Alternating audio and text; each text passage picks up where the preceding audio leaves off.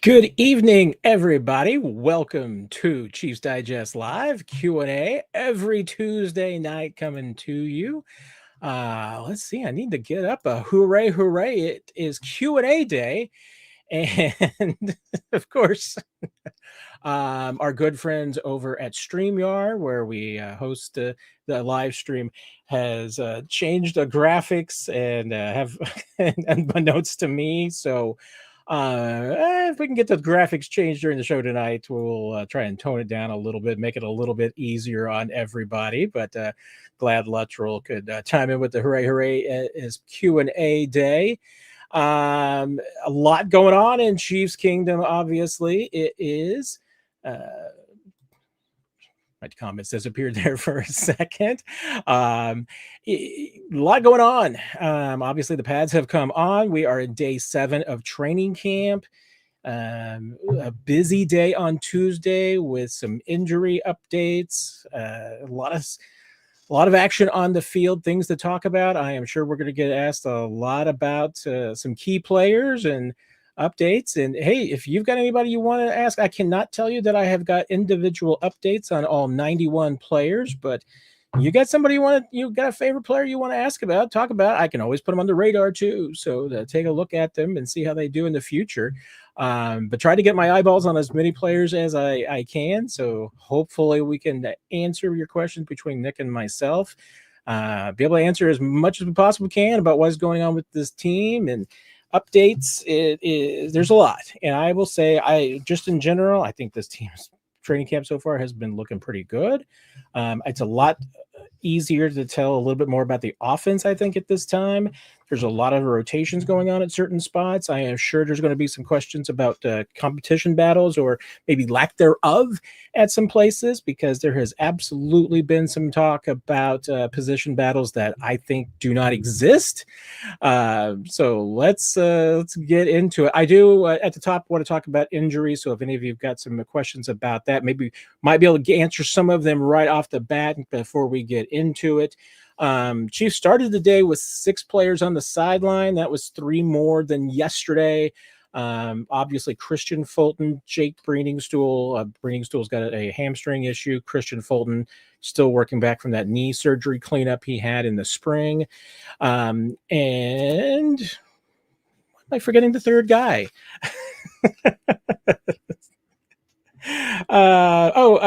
Darius Rush was the third player who was on a bunch of hamstring injuries. Darius Rush is one of those. Those were the 3 players who were out yesterday.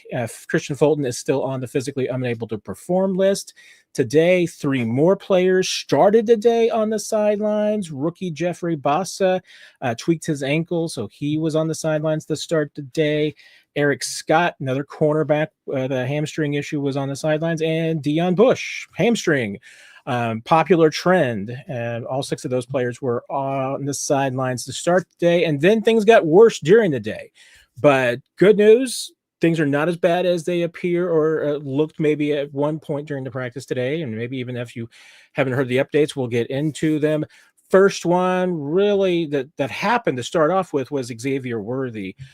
He went up during the first team period, second play. He went up for a catch up against I believe it was Brian Cook and Najee Johnson who were in coverage. Najee was the cornerback on the play that followed him downfield. Brian Cook was the one coming over.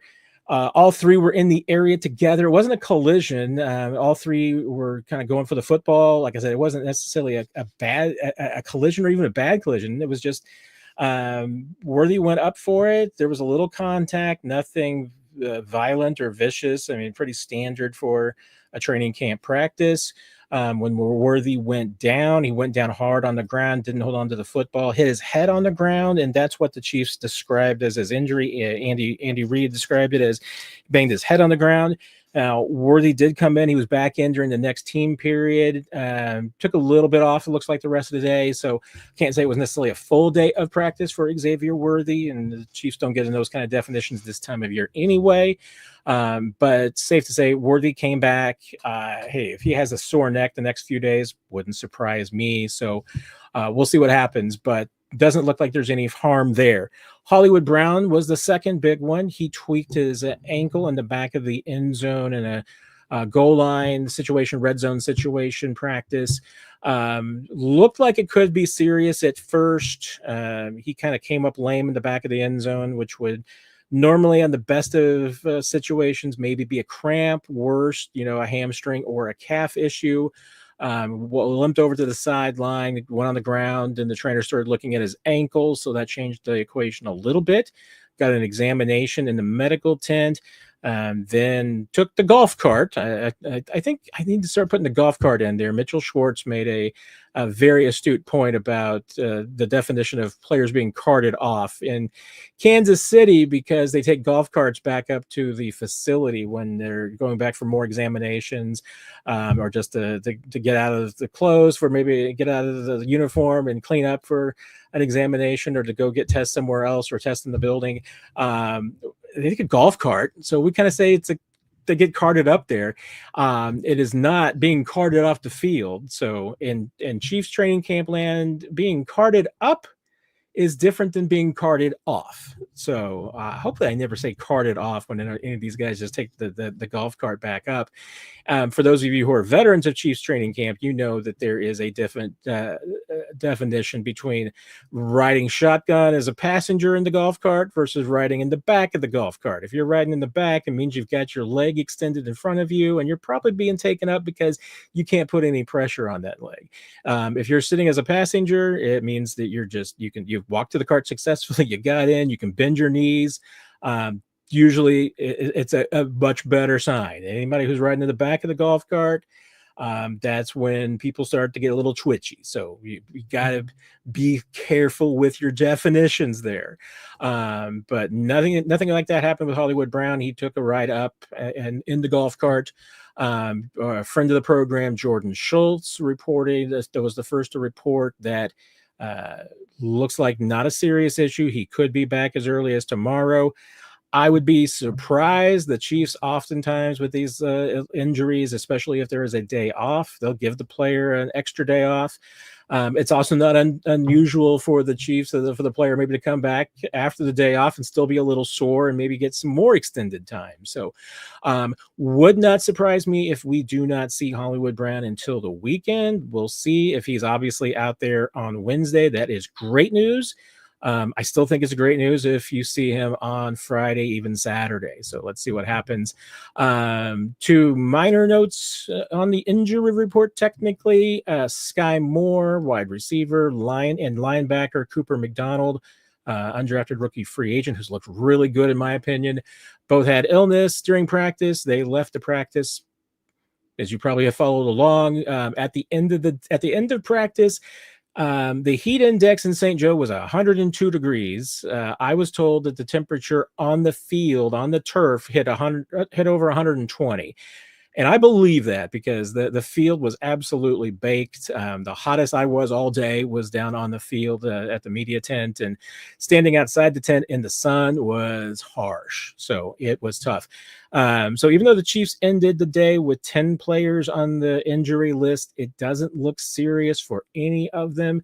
A lot of guys dealing with the soft tissue injuries of training camp in the hamstring. So I would expect there's going to be a variance. There could be some who are gone a few days. Some might be gone a few weeks. Nothing at this point is being discussed about surgery or anything of this nature. So nothing's bad there. Nothing looks serious with either Hollywood Brown or Xavier Worthy. Obviously, Xavier came back in 2 team periods later, so nothing serious there. Hollywood's is the one to monitor the most, just because he could be out a couple of days, but it does not look like that there's going to be anything extended. So injury-wise, relatively good news across the board for the Chiefs. So let's get started. Yeah, Brian, hit the like button. I always like that, Brian. Thank you very much. And we'll start with Luttrell at the top. As always, any super chats, anything like that, or members, I'm always going to try to look for and get you to the top of the charts. But fire away with your questions. Nick will be joining us later, but I got to fix the comments here. I don't know if I can get it done before Nick gets here or not. Let's go with minimal. That's the better one. And they changed my color. So I think we fixed most of the problems here that StreamYard has caused. But let's go make it so that I can now see Luttrell's comment. What do you think about the rumors that the pads have come on? Are the rumors true? Are pads coming to KC? Can they fit them under the cap? Maybe trade Sky Moore. Hey, it's a question.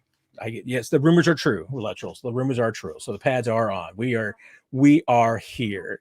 For Matt and Nick, I'll have to ask this with Nick when he gets here, Luttrell. For Matt and Nick, on a scale of 1 to Joe Alt, how good is Josh Simmons? I mean, Josh Simmons has been good. There is no doubt about it. And I'm just going to trust people that I know who know even a lot more about football than I do, former offensive linemen, people in the organization, coaches have been close to all of this. The general consensus with Josh Simmons is that he is really good.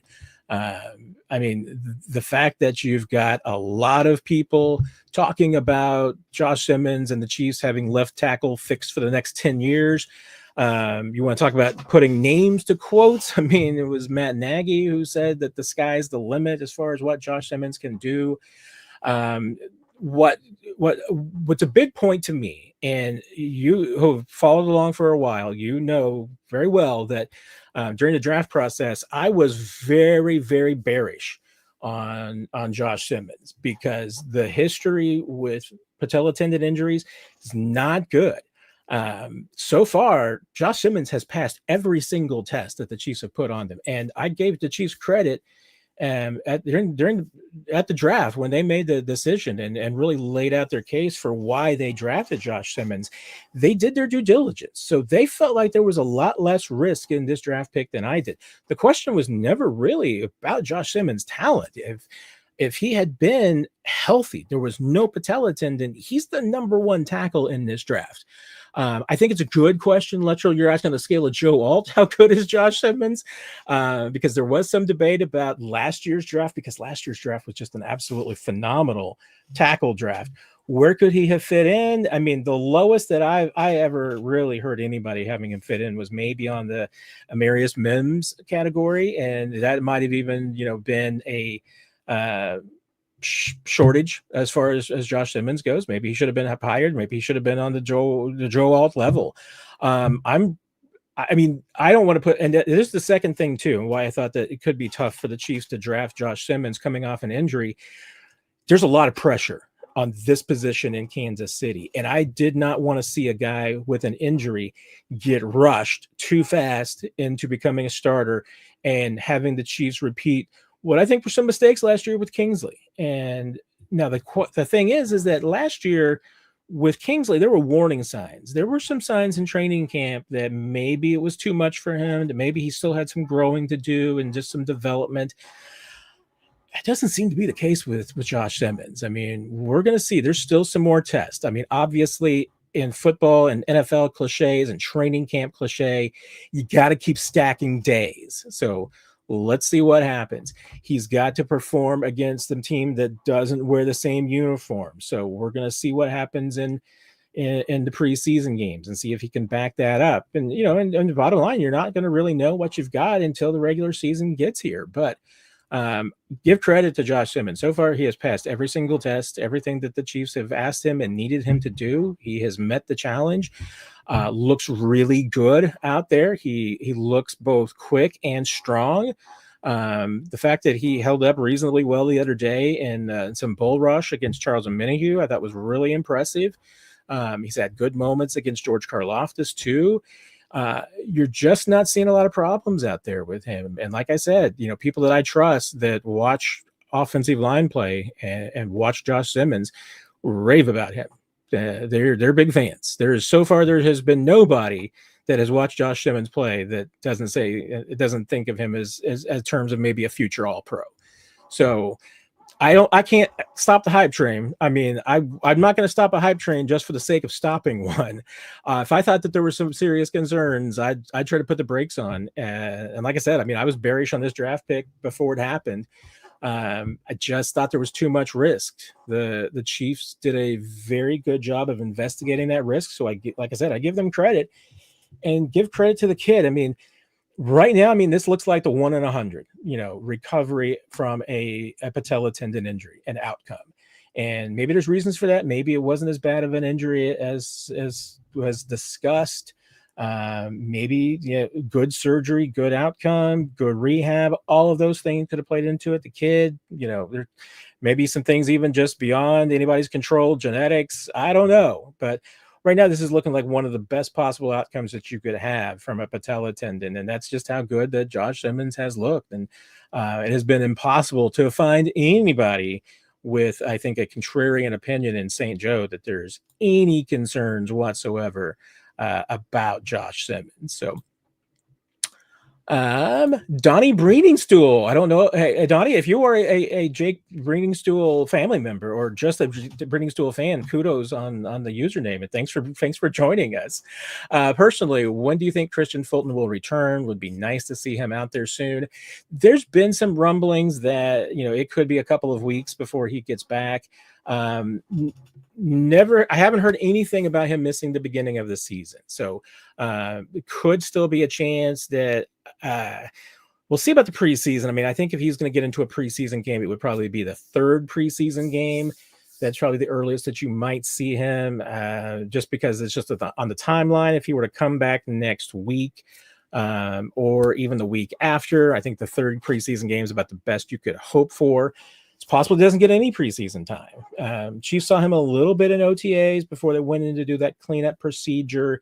Sounds like it was done in May. I haven't been told specifically when that was done, but that puts him a little bit behind the timeline with Jawan Taylor, who had his a couple of months earlier. So that's what put Jawan ahead of him. Does it sound like it's going to go into the season? I've not heard anything like that. So a couple of more weeks seems to be the popular notion about when Fulton could come back, but we'll see. And you certainly hope there's no setbacks or anything. And obviously sometimes people recover at different rates. Maybe he comes in earlier. And Donnie with the second question. Got a lot of questions here, Donnie. I'll try and get them in before Nick comes in with the limit. No, Nick, I'm just kidding. I know you're listening. I'm not throwing you under the bus. I'm not trying to get you fired. Always have to preface that whenever I tease Nick. You've probably been hampered with this one often, but when do you think we can expect the suspension for Rice to come down? Will it be before the 53-man roster is announced? I generally think that it will. The NFL we've talked about usually 60 to 90 days after the resolution of a criminal case is done. There is an effort to expedite this a little bit, so that won't necessarily take that long. But even on the 60-day time frame, I mean, even when the suspension was handed down, it would get you close to the beginning of the season. I do think that there's going to be some pressure to get the suspension handed down before the beginning of the year. There's been some rumblings that maybe it will be into the beginning of the season, but I anticipate that it probably will be before final roster cuts. I think that certainly seems to be when the NFL kind of put the word out there that this was going to be an expedited process. And you understand that because the resolution of the criminal case didn't introduce any new information. Everything that the NFL already had was readily available. So there's no new information for Roger Goodell to consider in handing out a punishment. So that does make the process easier and more streamlined. We'll see how long it's going to be, but notable too, since you're bringing up the question, Donnie, that if the suspension is handed down before the season, Rashee Rice would go straight to the suspended list. He would not have to make the 53-man roster. Players can go from the 90-player off-season roster to the suspended list without making the 53. That was changed a few years ago. So that's at least something that works into the Chiefs' favor.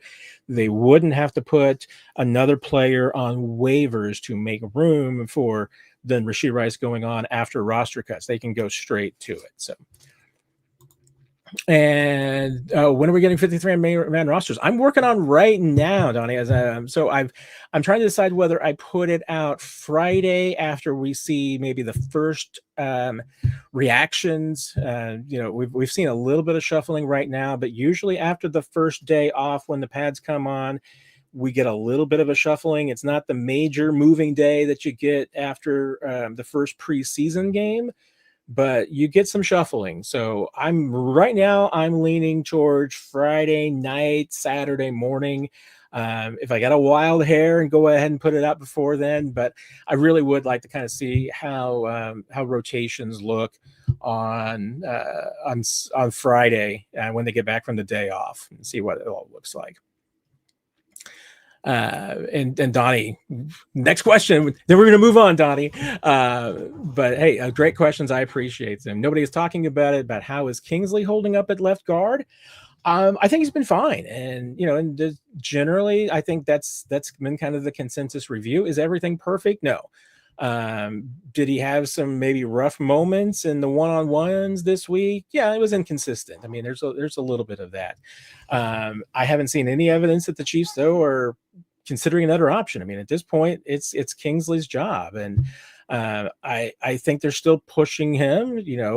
Whether or not the shuffling in of Jalen Moore is intended to kind of be that pushing him a little bit.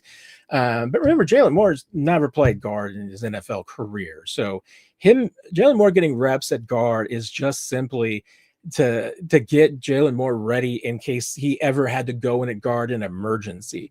That's because he has never done it. I mean, they want Jalen Moore to be their super sub. I don't think he would be the first guard off the bench in the regular season, but you get yourself in a pinch because let's say Creed Humphrey goes down. Hunter Norzad's coming in. Let's say a guard goes down. Mike Caliendo comes in. Let's say somebody else goes down. Who you got?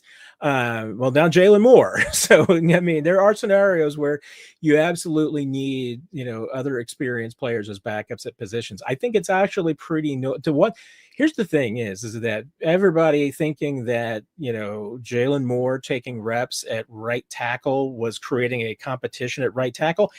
It was not. There is no competition at right tackle. I mean, Jalen Moore is not going to supplant Jawan Taylor. Jawan Taylor is going to be the starter, barring an injury or a setback of any sort. So that's not going to happen. Jalen Moore getting reps at left guard doesn't create a competition at left guard with Kingsley. That's not going to happen. I mean, if you were going to see Kingsley get supplanted by somebody else and that they were going to open up the competition, it would be Mike Caliendo would be the guy competing there.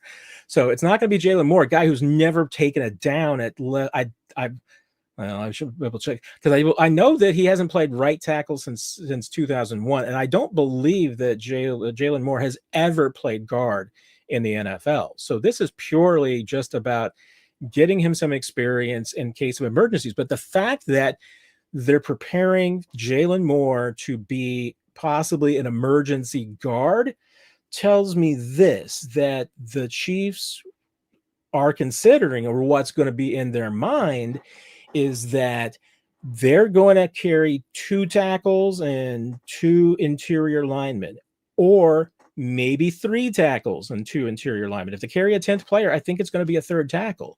So your interior linemen, as it would be right now, as backups, would be Hunter Norzad and Mike Caliendo. But as we discussed in the earlier scenario, if you're in a situation where you need another backup interior lineman, who's it going to be from your 3 tackles? Well, right now it looks like it'd be Jalen Moore. We'll see who are going to be the backups. I mean, they have given Wanya Morris is in the mix to be a backup tackle, be that extra player there at tackle. He's mixed in at guard a little bit. Ethan Driscoll is in that competition. He's mixed in at guard a little bit. Esapole, rookie undrafted, is in the competition. I haven't seen him. I don't anticipate seeing him take any guard reps. I mean, as a rookie, would be fairly unlikely.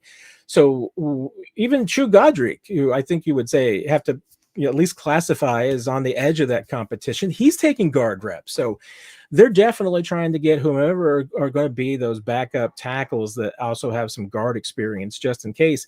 And that tells me there's a pretty good chance that they may just keep on the 53 man. If they keep 9 offensive linemen, obviously it's going to be 2 interior and 2 tackles.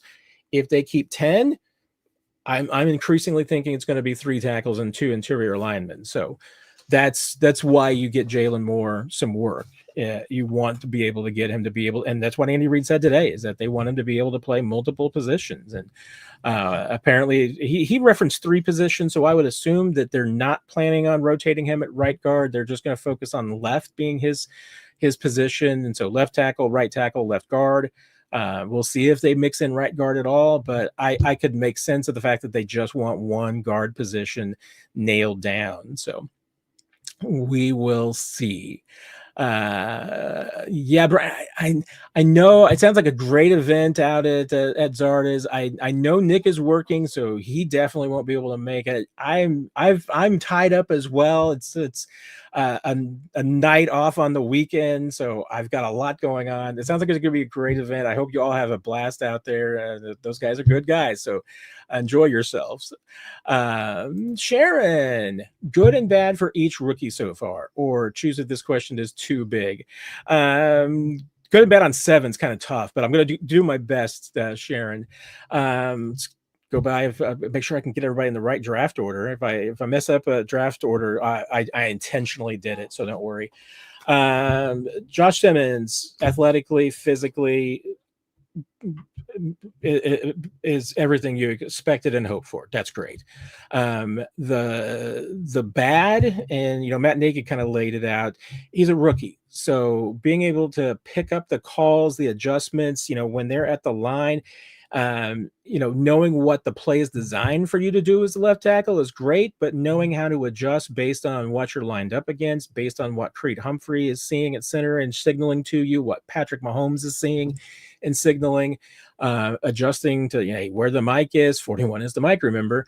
When you get that call out, what's your adjustment? And if there's any slides, anything else that gets added to the play, you got to figure that out. And that's one of the last things that comes. It takes a while to pick it all up. So he's bound to miss some of those, which when you miss them, bad things can happen. You're going to give up a rush, maybe you're going to give up a tackle and a run play.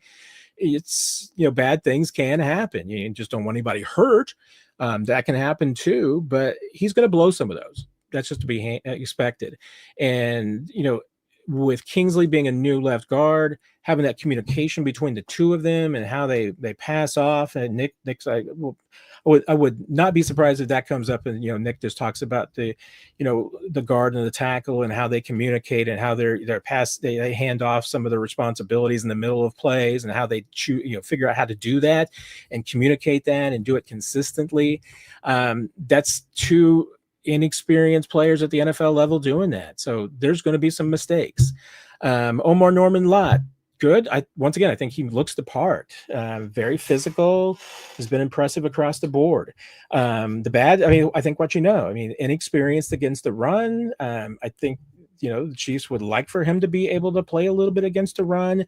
Doesn't have the big workload history, so they're trying to get him to the point where he can play more snaps. Whether he's going to be at a Tershawn Wharton level this year, I don't know, but yeah, that's kind of those with Omar.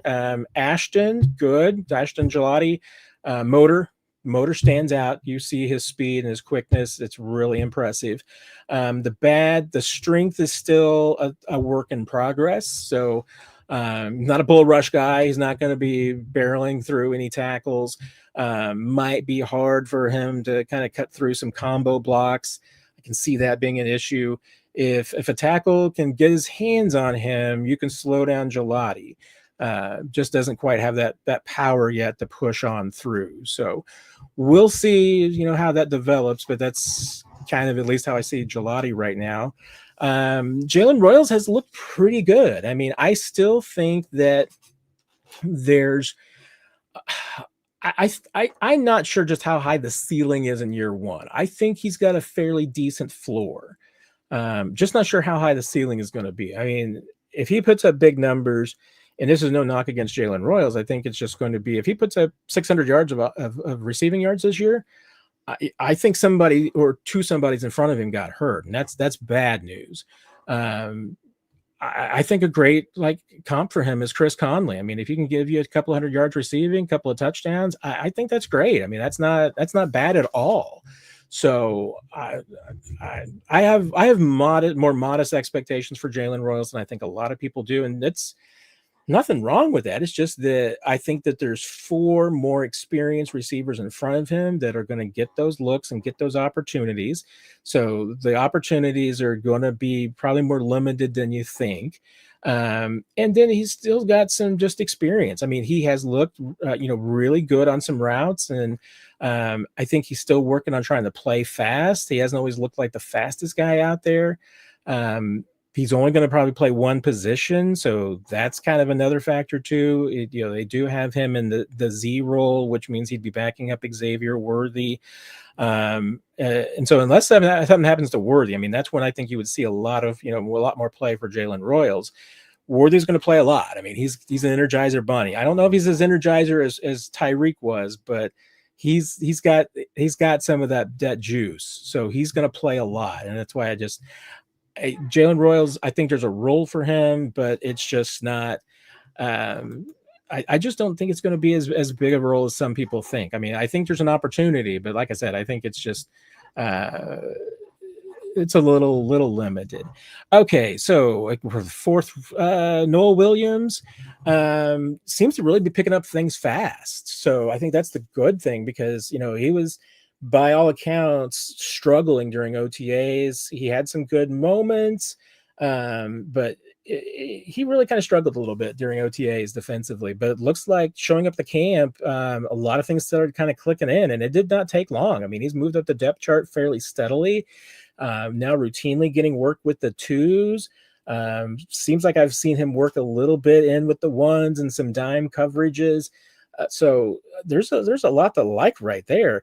I'm not even sure if I have a huge negative for Noah Williams from what I've seen so far. And that's not to put too much pressure on the kid. It's just, I think some of it is that, playing on the twos doesn't get a lot of challenges. I think he's kind of lived up to the challenges that he's had. Consistency for the rookies is probably a bad that they all have. I may not have just watched Noel Sharon to have a real good feel for any deficiencies that he's got right now. But like at the same time, like I said, just as far as not putting expectations, I'm not seeing anything from Noel that's like, oh, wait a minute, this guy is the next Trent McDuffie and he needs to be starting against opposite Trent.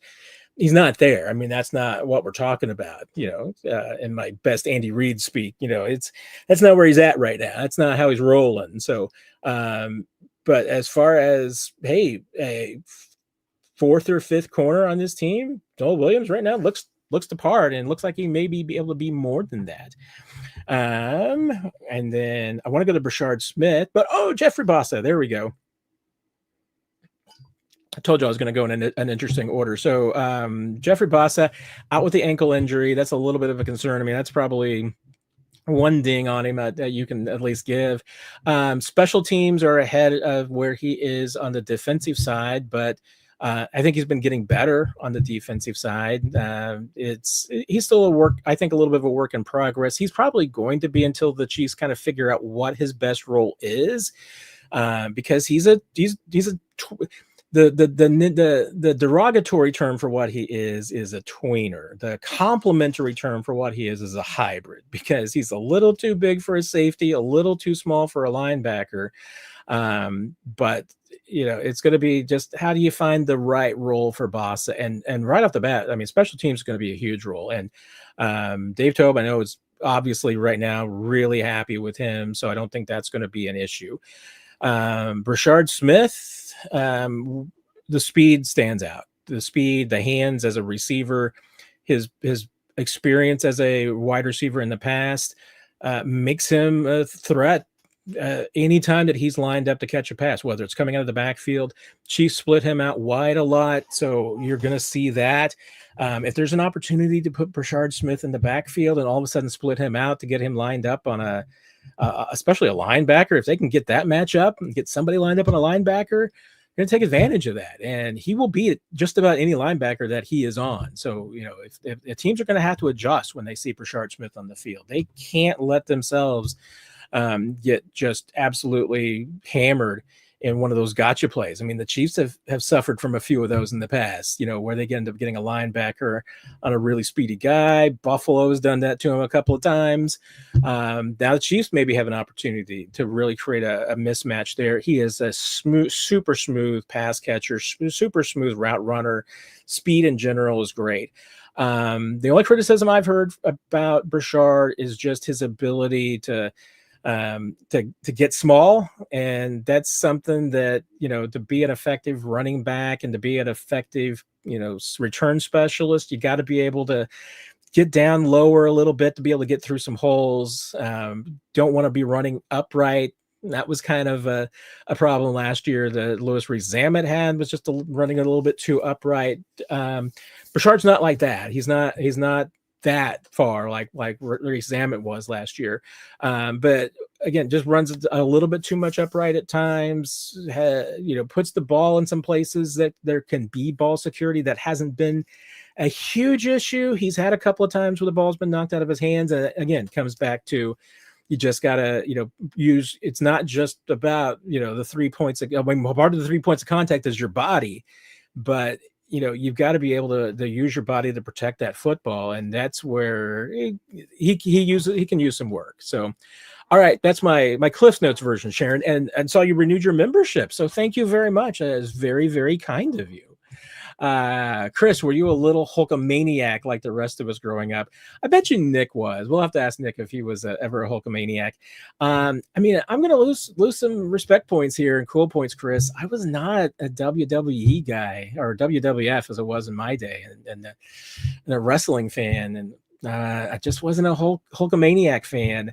I was the guy that, just in part because of my sense of humor, like the Saturday Night Main Event, when it came on and I saw it was on instead of Saturday Night Live, I was genuinely disappointed. So yeah, I'm losing some cool points there.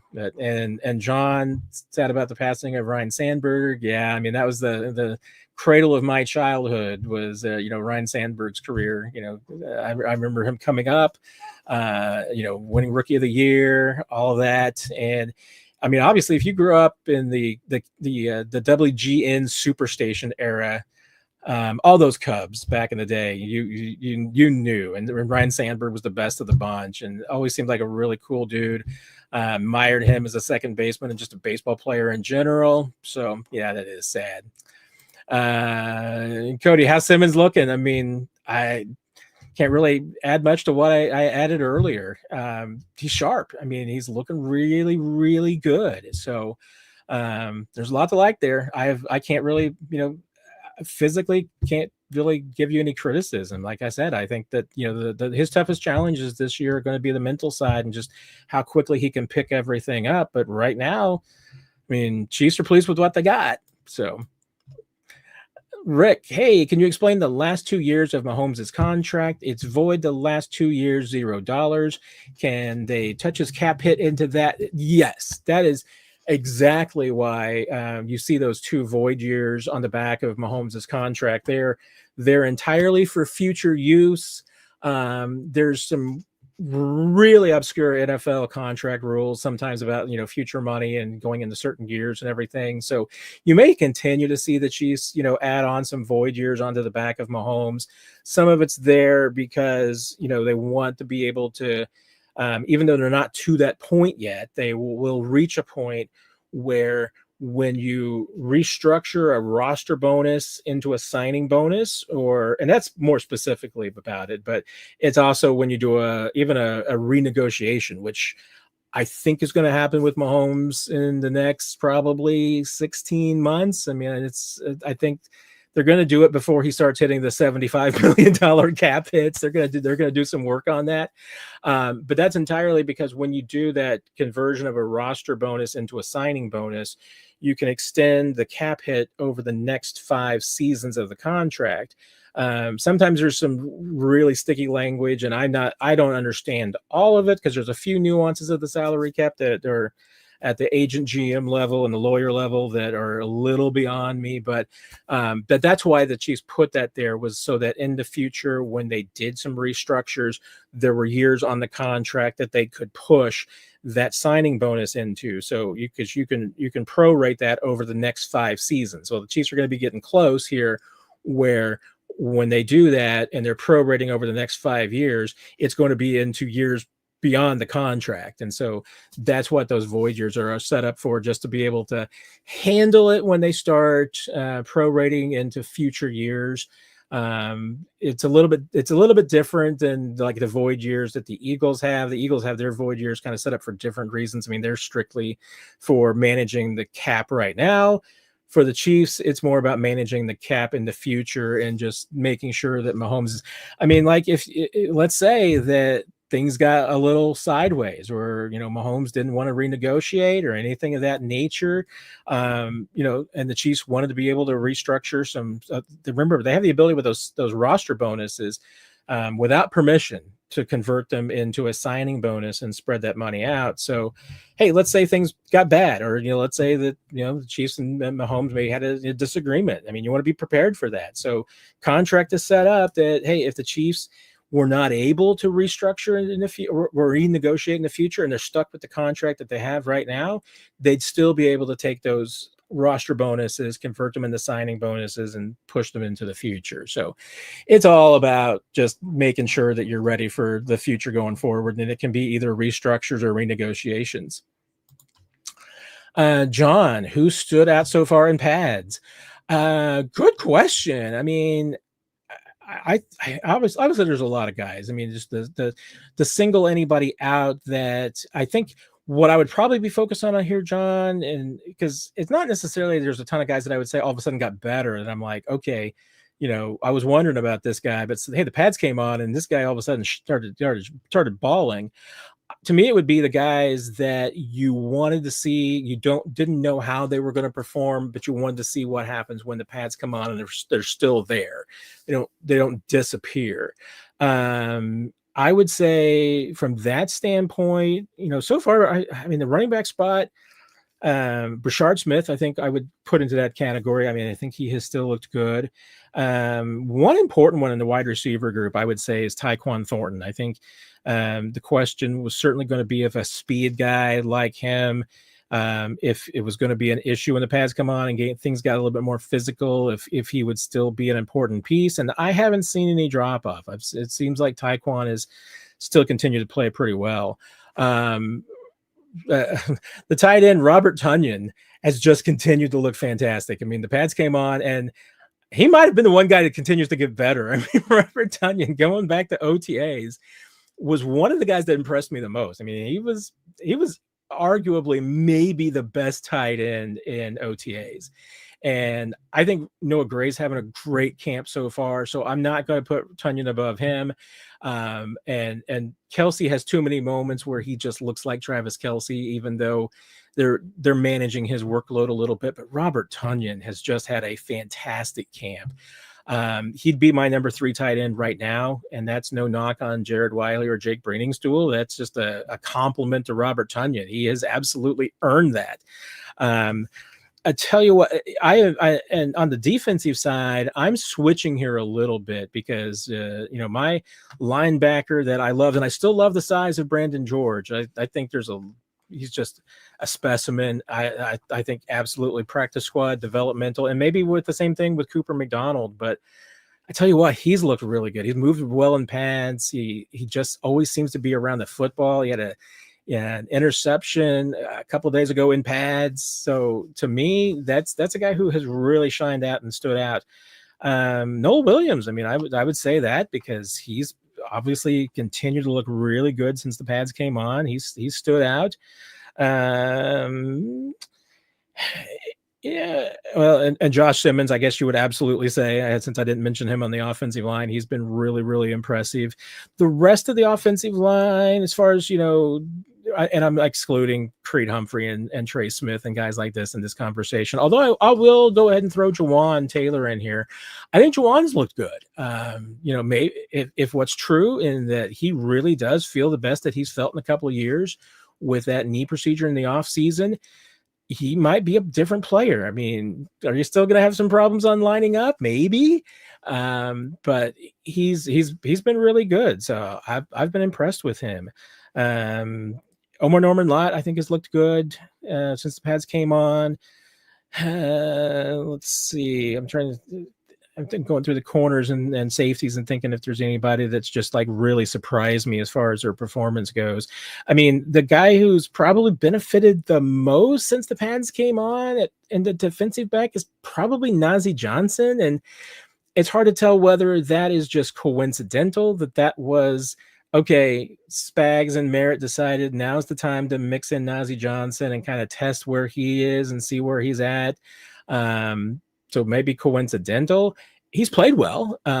Still, I mean, we're still seeing inconsistency in that cornerback play opposite Trent McDuffie. So whether it's been Najee, whether it's been Jalen Watson, those are the two guys who have really rotated through so far. We haven't seen really Noel Williams get any opportunity there. Josh Williams is kind of buried on the depth chart right now, but I mean, Nazee's gotten a chance, and it came when the pads came on, and he's making the most of it. I mean, like I said, they're still looking for that guy to give some consistency, and I'm not sure that the last 3 days you really necessarily seen it from Najee, but once again, did he shrink when the pads came on? No. So, I mean, he's at least helped himself in that regard.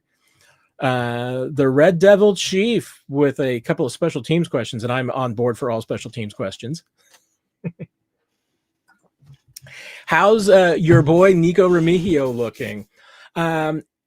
Nico's an interesting question, because I thought that at this point, I really expected him to be doing a little bit more work with the ones. He's been getting sprinkled in. Instead, he's getting a lot of work with the twos, and some other guys have been getting more reps with the ones ahead of him, and specifically Tyquan Thornton, Jason Brownlee would be like the two that stand out the most. And I all three of them, I think you would absolutely consider for that last spot or two in the wide receiver room. And Sky Moore, you're going to throw in there as well. And really, I mean, if you look at reps with the ones, Nico was running fourth out of pretty much those four. Now he got more reps today when Hollywood and Xavier got knocked out, and specifically with Hollywood. I mean, because he was stepping into the X role. Juju's going to probably do a little bit of that too. So Nico might be your third, X, guy at the X position. Now, I feel good about Nico being able to line up at all three of those spots, so I think that helps him. He's also been around the longest, so this could absolutely be at this point, outside of Sky Moore, I mean, Nico's been around the longest, so they may just be continuing to give extended looks to Jason Brownlee and to Tyquan Thornton. Consistency has been an issue for both those guys, especially Brownlee. I mean, Brownlee, I thought when the pads came on, he did strike me as a guy that all of a sudden looked like he may have disappeared a little bit. He's had a good day and a half though. I mean, he had a decent day today. He kind of popped up just as I said yesterday. I'm like, what happened to Jason Brownlee? Where'd he go?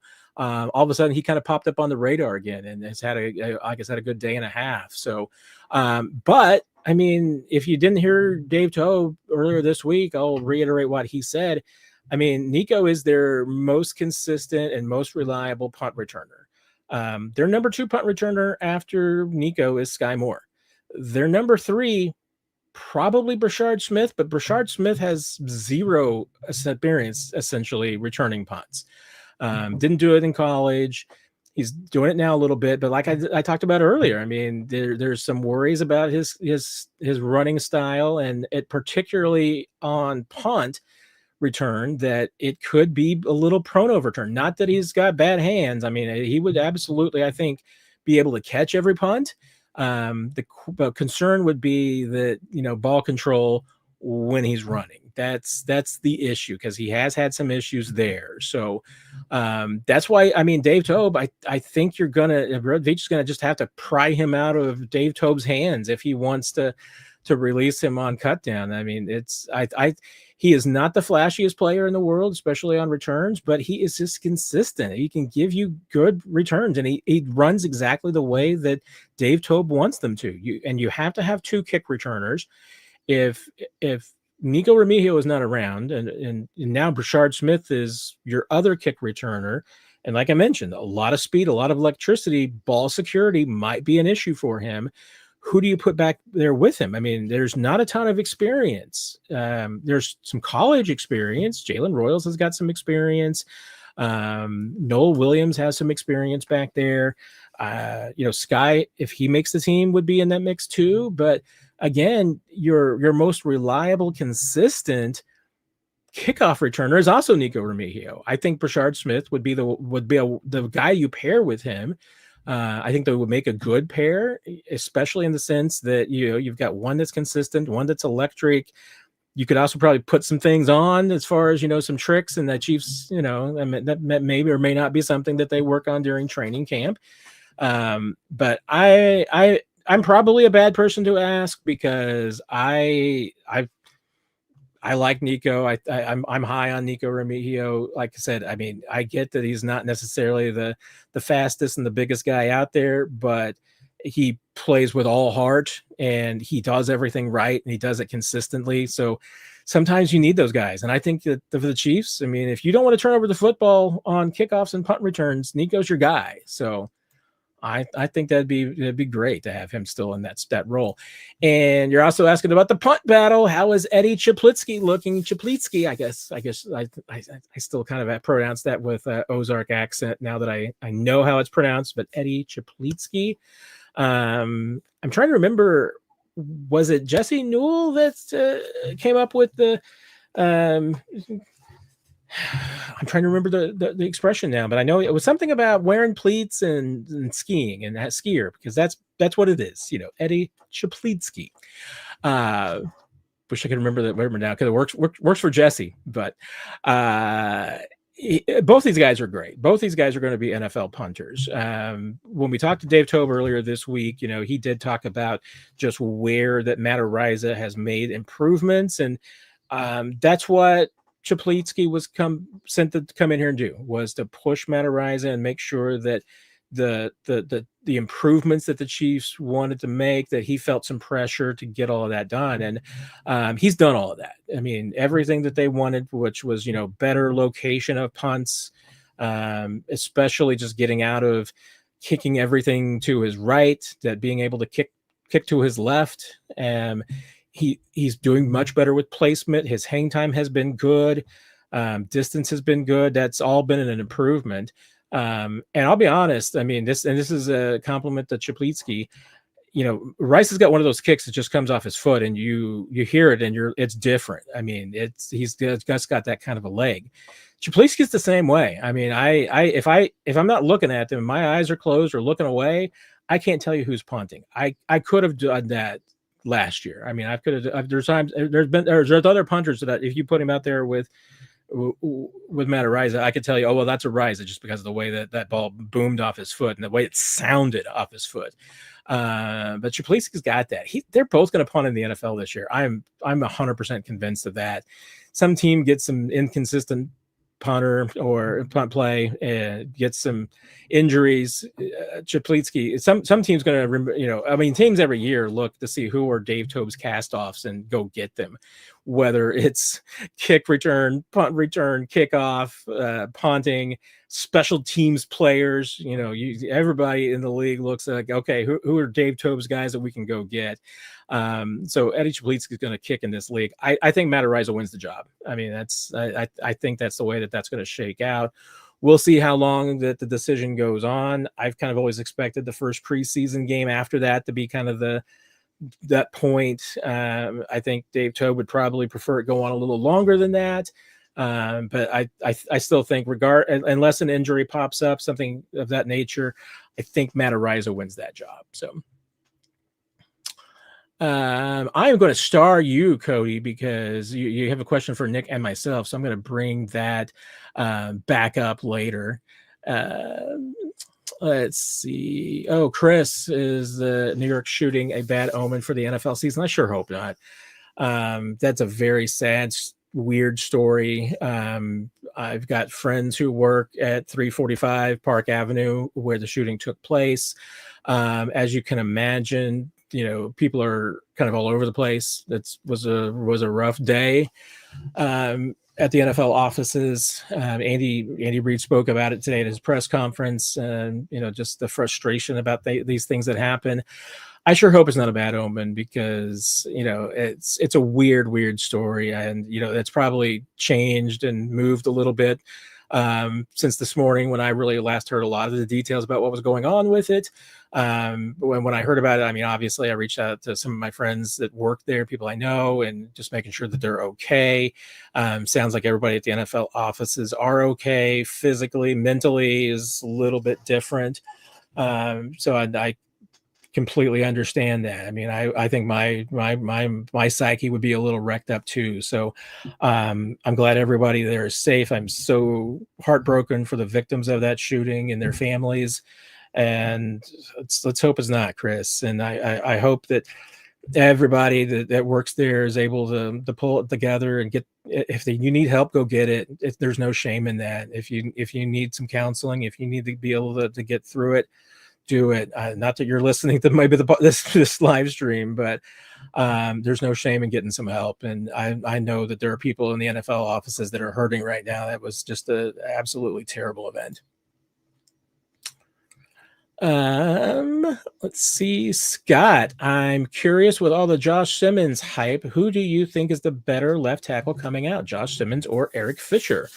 This has, probably not surprisingly, Scott, been a question that has been asked quite a bit and discussed quite a bit in St. Joe the last week. I might bring it up with Nick later too. I'm going to probably start this one as well, to pass that by Nick and see what he thinks.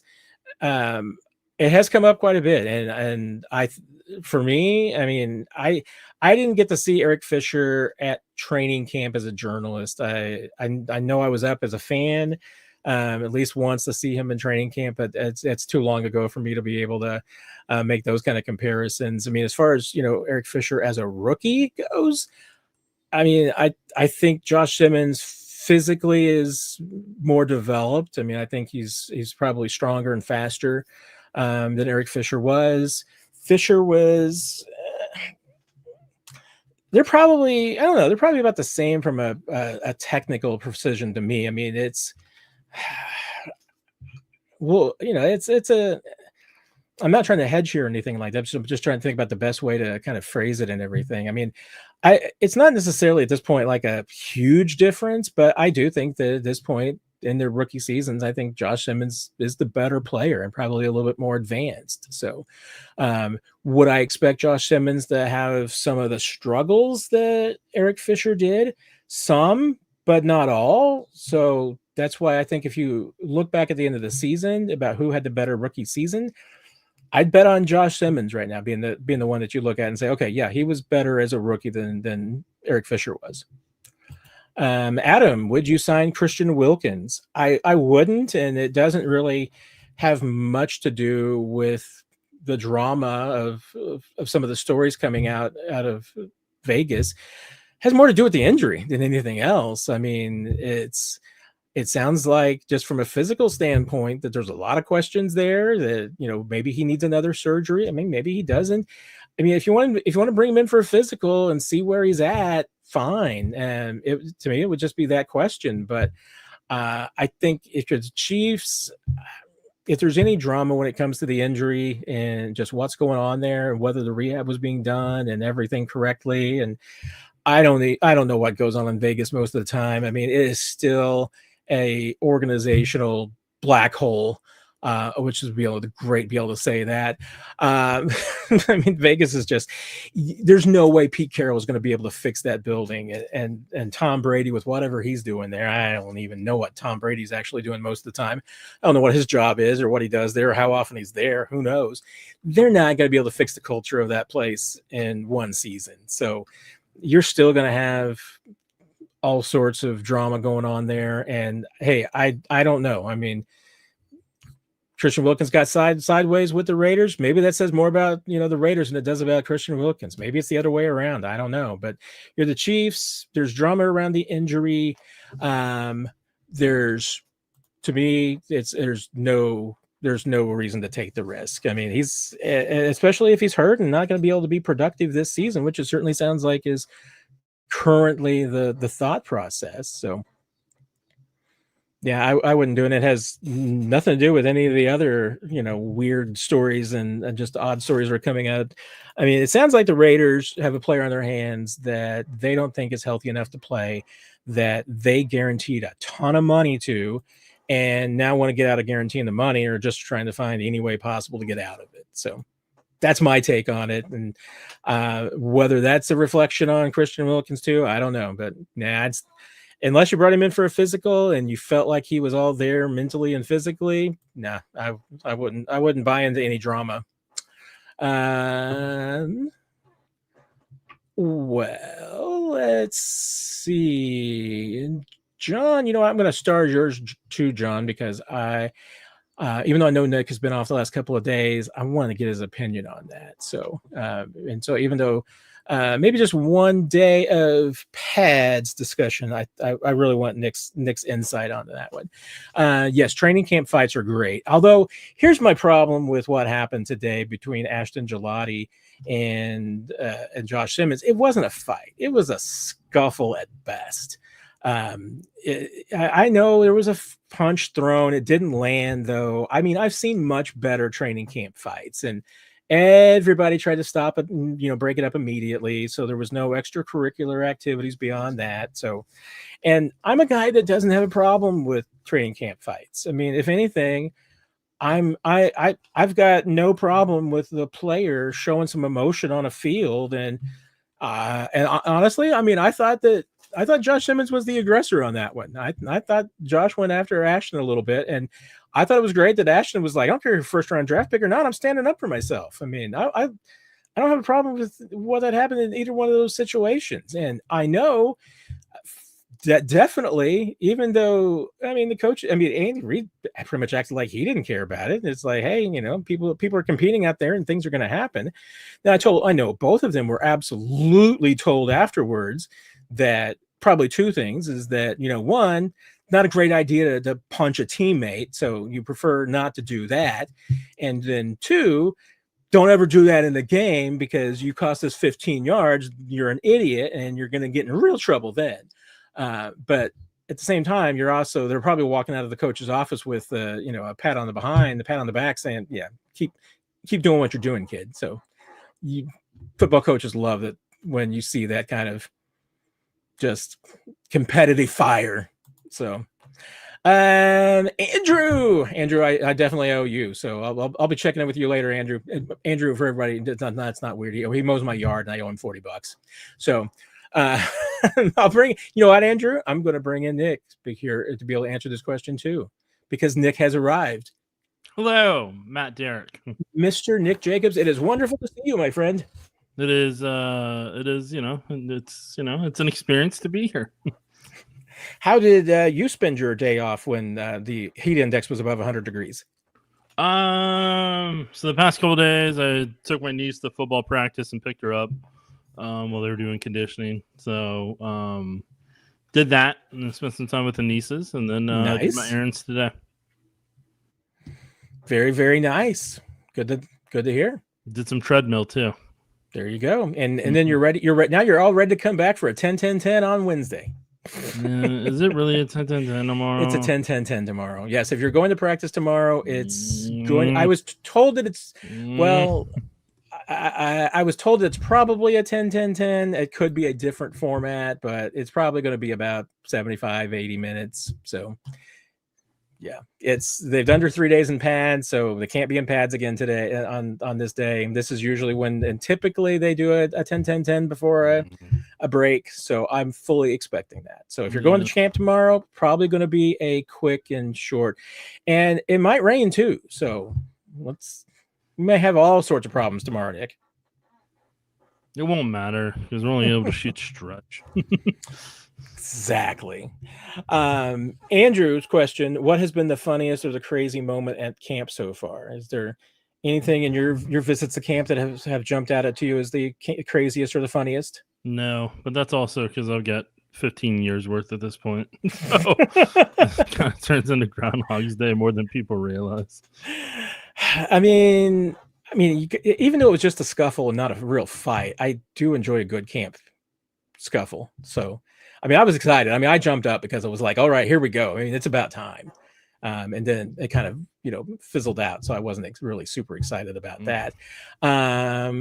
Night Haunter has one that I don't know how much I can really talk about since it falls in the category of trick plays. But if any of you have seen what he is referring to, that was definitely entertaining. So, I mean look, the video's out there, so it doesn't matter. Fans were out there publicly taping it, so it doesn't matter. For those of you who didn't see it then, yes, you had a extra offensive lineman out on the play. You had a throw into the end zone. You had a batted pass, and you had Mike Caliendo laying himself out for the catch and the touchdown. He's just trying to prove that you should keep it in the playbook. I mean, first of all, I, as a fellow big man, love fat guy touchdowns. But when I see an offensive lineman laying himself out for a diving catch, I mean, I salute that. So I don't know what to tell you, man. I just hope I hope it was everything you dreamed it would be, sir. It was a pretty awesome moment. I'm trying to think if there's anything else that's been too crazy or funny so far. I mean, we might be too early in the camp. I mean, I want to make room for some events later down the road. Hopefully I haven't done anything too crazy or funny yet that people are talking about, but that's always possible. Not that I'm aware of. I can't think of anything. I mean, Andrew, don't worry. If anything happens, that's good, Andrew. When you come over to mow the yard next, I got you hooked up. I'll have some stories for you. So let's see. I was looking to see why I have starred questions, and that's because I had just starred questions for you, Nick. I wanted to wait until you were here to discuss some of these. You ready to dive into it? Sure. Let's light this candle. Let's light this candle. I had not answered this one at all from Cody. Can you and Nick give us a breakdown of preferences for the best 5 you both have seen so far? What is this insistence on people, by the way, wanting us to name 5 things and people? And at least it's not, the 5 best people running backs in the AFC West. I'm assuming. I'm joking. I'm saying that with love. I'm assuming Cody means offensive line. Is it offensive line, Cody? Because I was just thinking you were talking about just the. There you go. Let us know, Cody, because I thinking maybe the best 5 performances. But if you're talking about the best 5 offensive line, that's a whole different question. So if you're still around, Cody, I think it's offensive line. So help us clarify. So offensive line, I think Josh Simmons is going to be left tackle. I would love to see Jalen Moore get a lot more opportunity at left guard, like a lot more. But I'm assuming Kingsley will get that chance. Then it's center. Obviously, Creed, right guard, Trey Smith, and then Jawan Taylor will be at right tackle. Same. I mean, I think the Chiefs have decided that's their 5 best, and they haven't seen anything yet to convince them otherwise. Jalen Moore is getting work because they want him to be prepared to play different spots. And, I mentioned this before you got here, Nick, and I'll bounce it off you and see what you think. No, I don't want anything bounced off me. Sorry. And you probably even heard me even say come up with this theory. I feel like Jalen Moore working at guard is an indication in some respects that Chiefs are probably considering keeping 3 tackles and 2 backup interior linemen.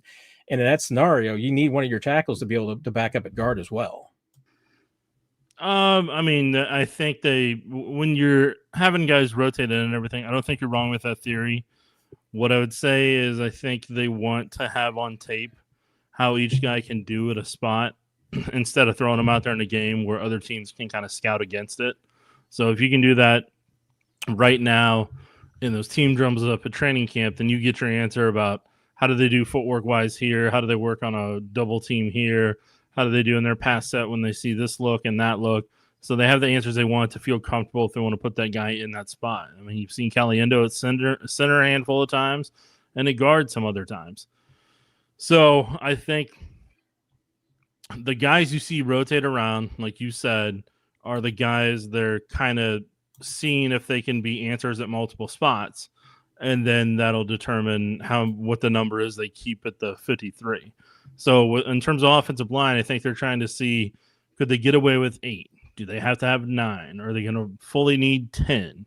And if they have, hypothetically, if they stay at 8, okay, so then can they have this additional guy at receiver, this additional guy at tight end, or on that front?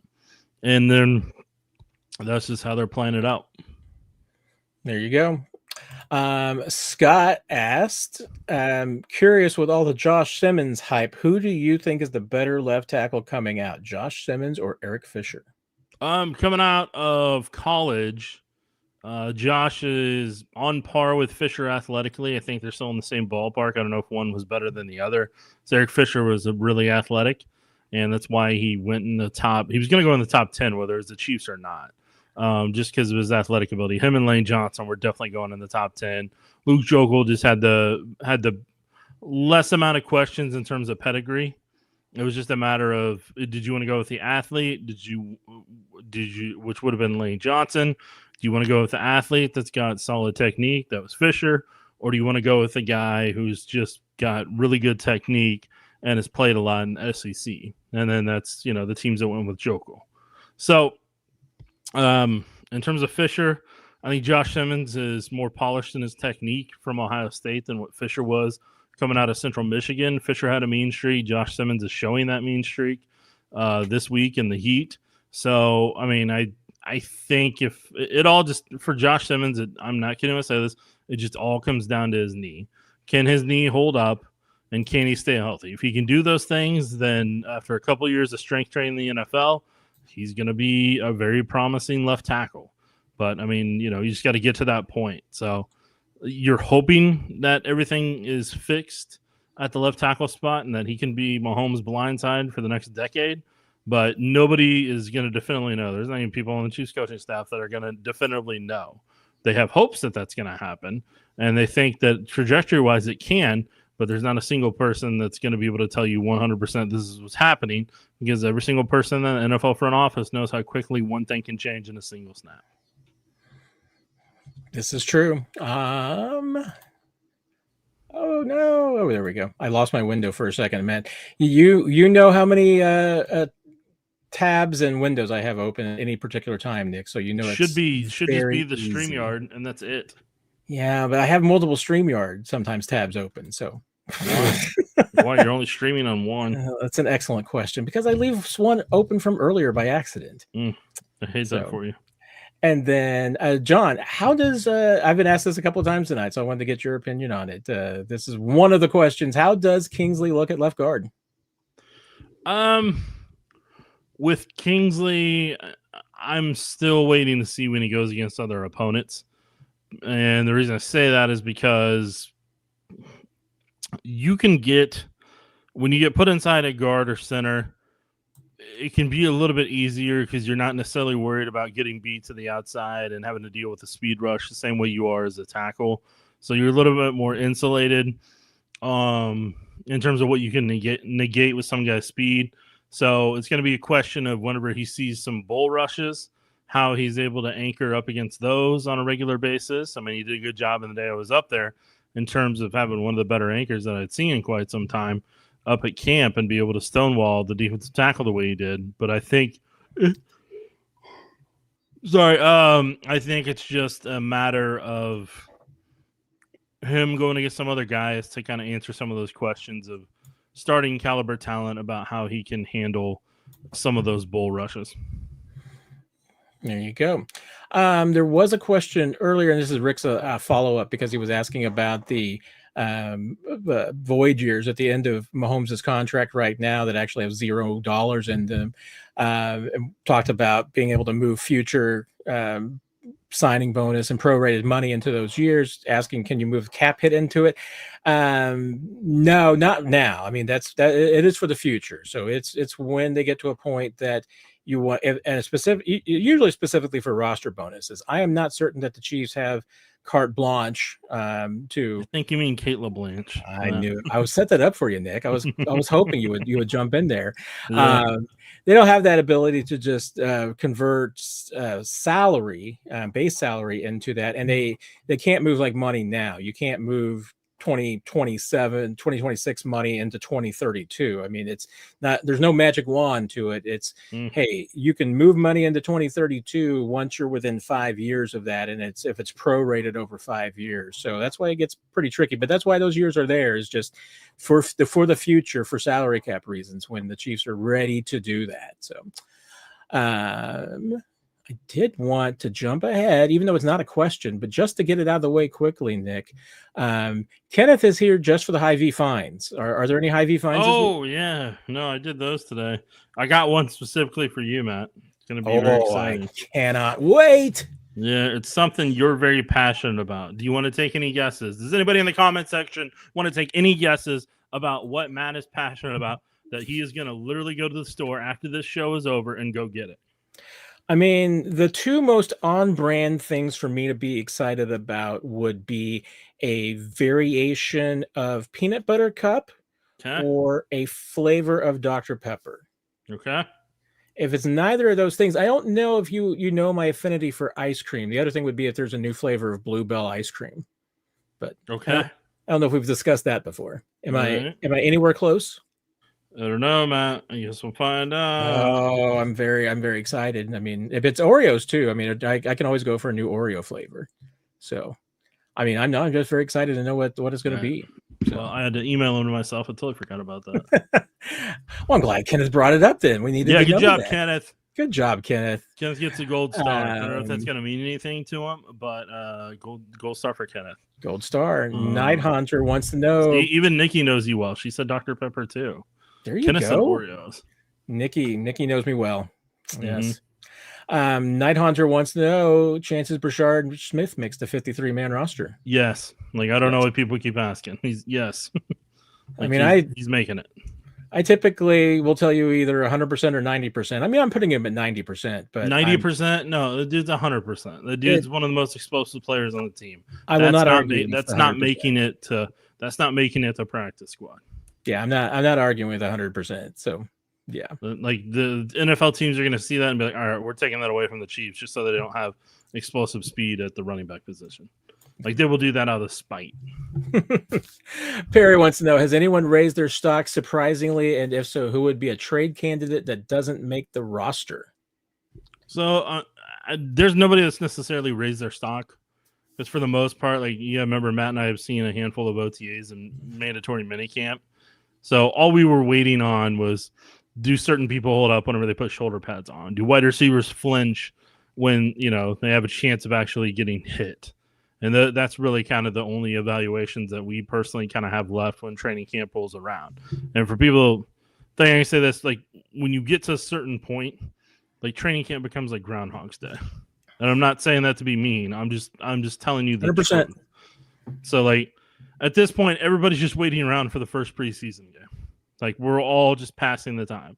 Players are working to get better and getting better at their craft, but they're ready to go play in a preseason game. And if I remember correctly, I think the Hall of Fame game is it's either this Thursday or next Thursday. It's coming up quick. This Thursday.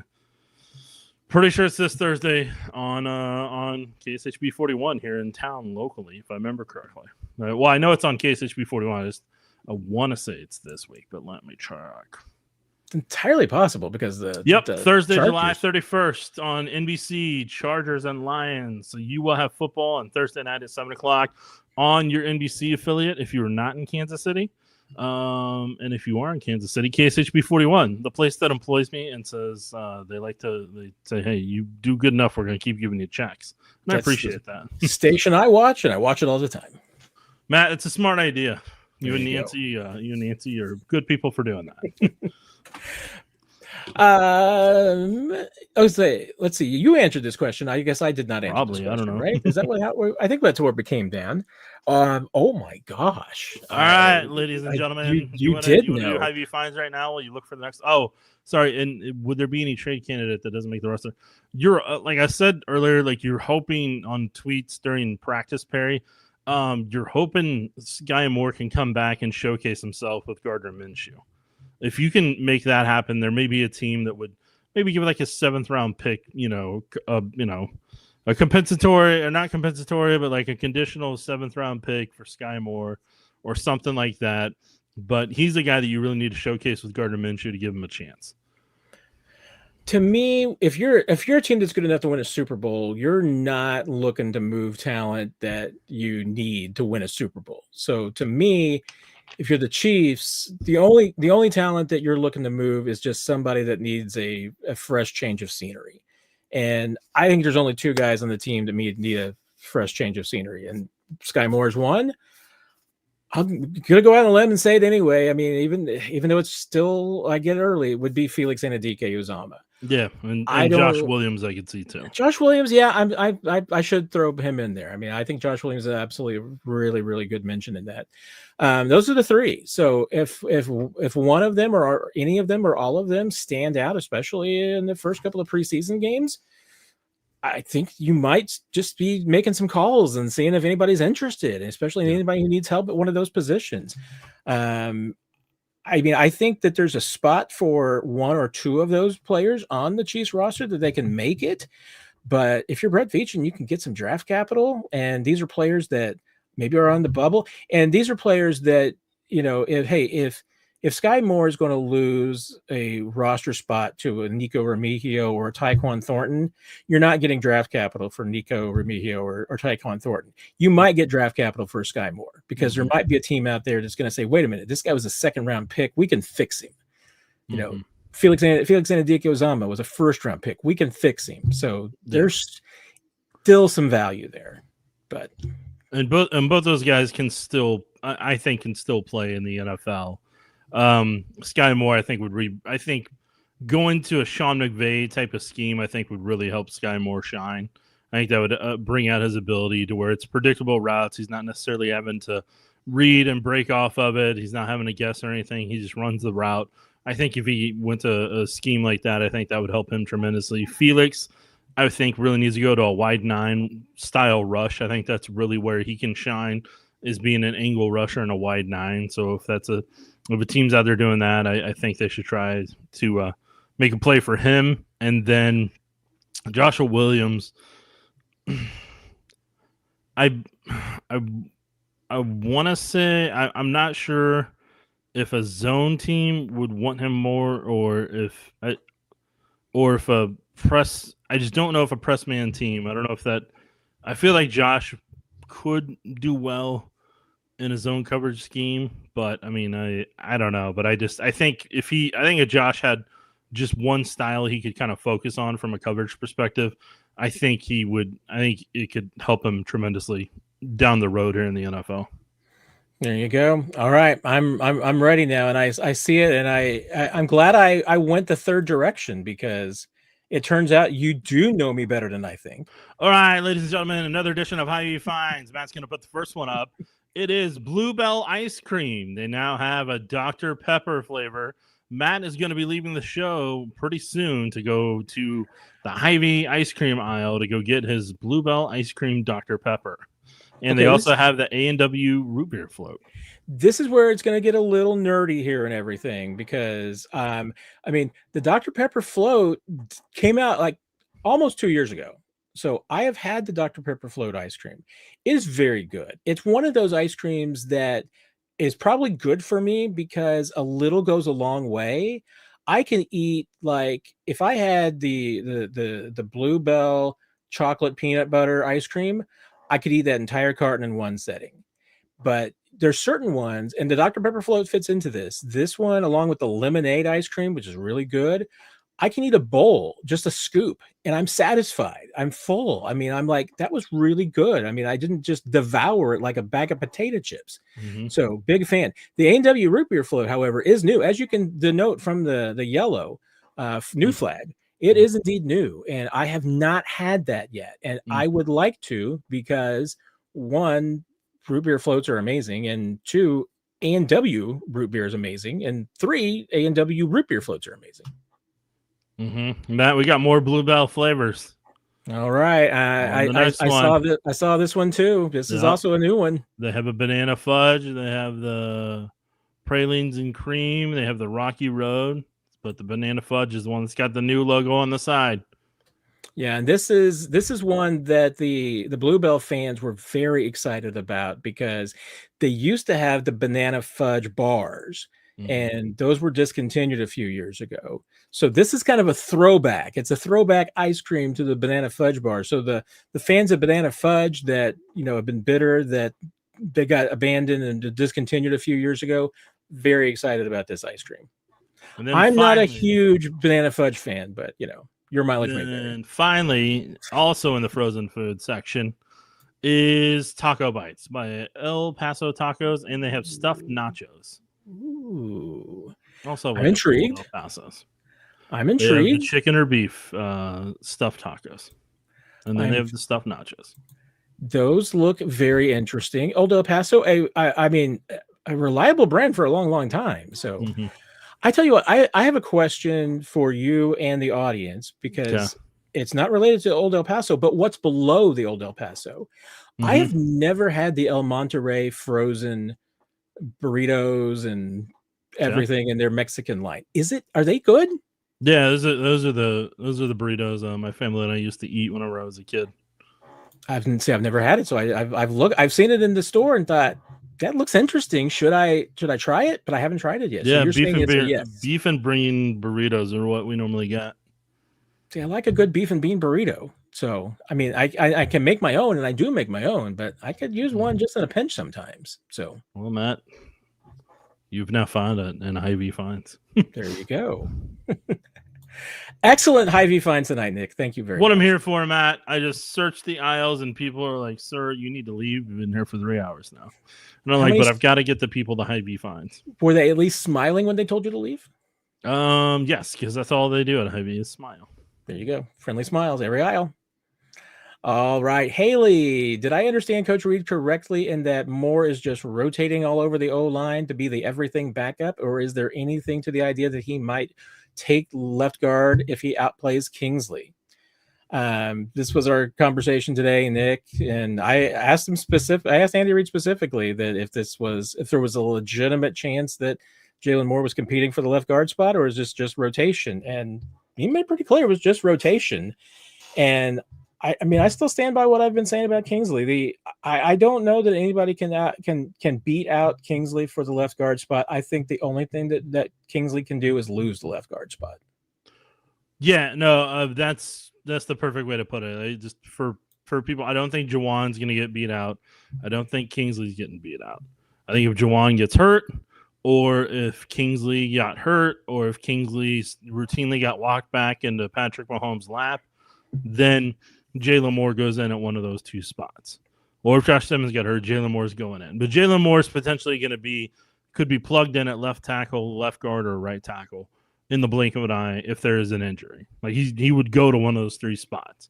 And you're just kind of holding court with him until next year whenever he officially becomes the right tackle. Yeah, that you're absolutely right. I could not say that better myself.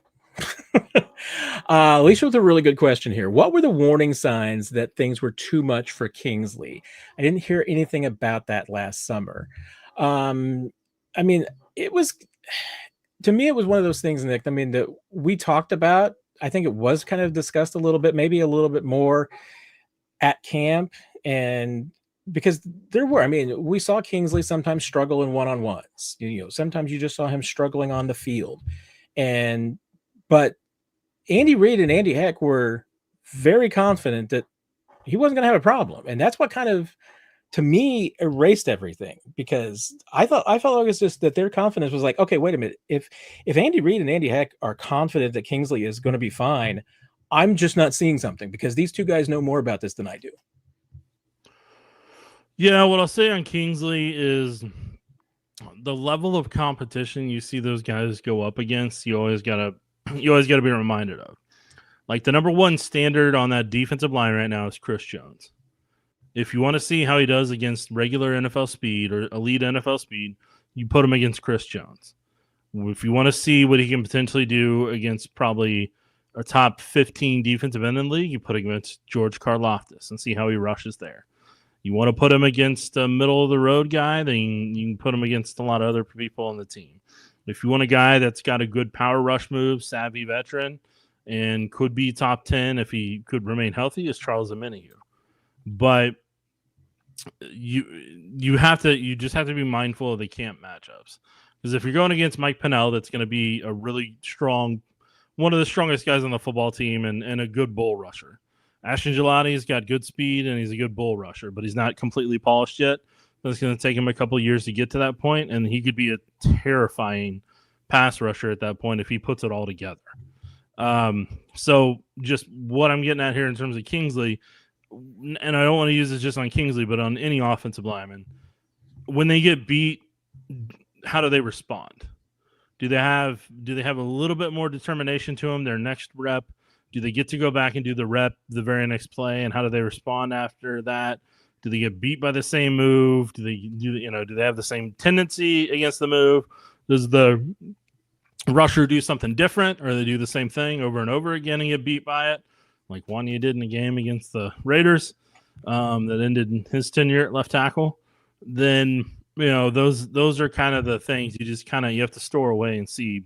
And then if a guy does get beat, how do they drop their head afterwards? Or are they look a little agitated, clap their hands? Because for example, the other day when Trey Smith got beat by Chris Jones, or he felt he got beat. I didn't feel he got beat, but he felt he got beat, and he wasn't happy with how it ended. Like he let out a couple choice words and clapped his hands together. But like Trey wanted to go back and do the rep again, and he did, but he did better by his standard.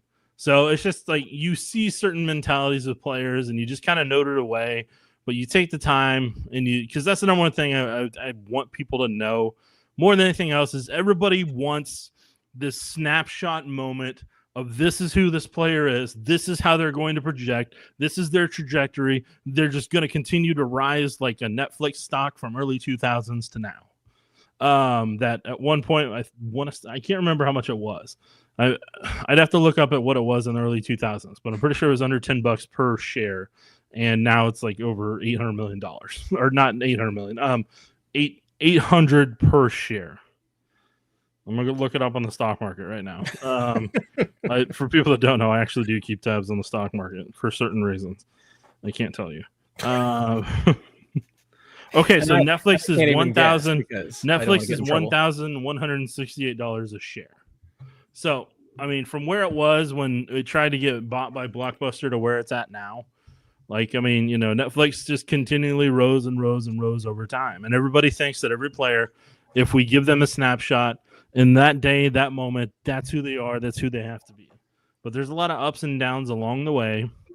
And you just got to, especially with rookies, you got to give them every opportunity possible to grow, deal with the ups and downs, and let them succeed, and not put a ton of negative analysis on them to where fans kind of go after them. Because I've watched that over the years happen to where they see somebody get beat like 4 or 5 times, like, oh, yep, bad pick, gonna have a terrible career. And then they end up, having a good one. Like Eric Fisher. Eric Fisher didn't start at left tackle his rookie year because they had Brandon Albert there. They put him over at right tackle. And Eric struggled at right tackle because he'd been playing left tackle in a lot of his time during college. And people thought Eric was a bust his rookie year. But Eric ended up being one of the most reliable tackles in the league and surpassed Luke Jokel, who people thought was a better tackle than him.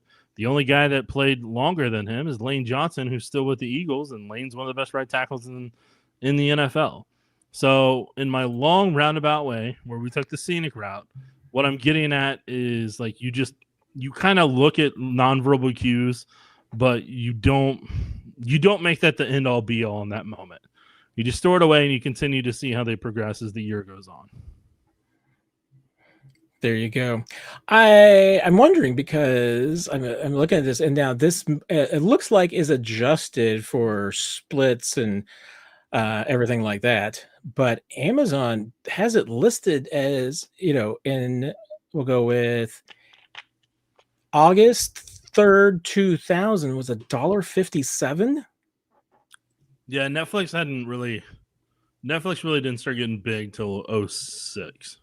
Yeah. So, and because I can't remember when they first And just got to bash public. poor Blockbuster. I mean, everybody makes everybody makes mistakes. Everybody takes Breland Speaks at some point, Nick. Do what? Wait, what? Everybody drafts Breland Speaks at some point. I mean, just because you passed on Netflix.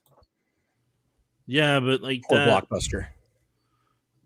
Yeah, but I mean, I get what you're saying, but that made Blockbuster go out of business. Like that decision. Yeah, okay, so Netflix began trading on May 23rd, 2002 with the stock price of $15 per share. There you go. And now they're at $1,170.41 per share.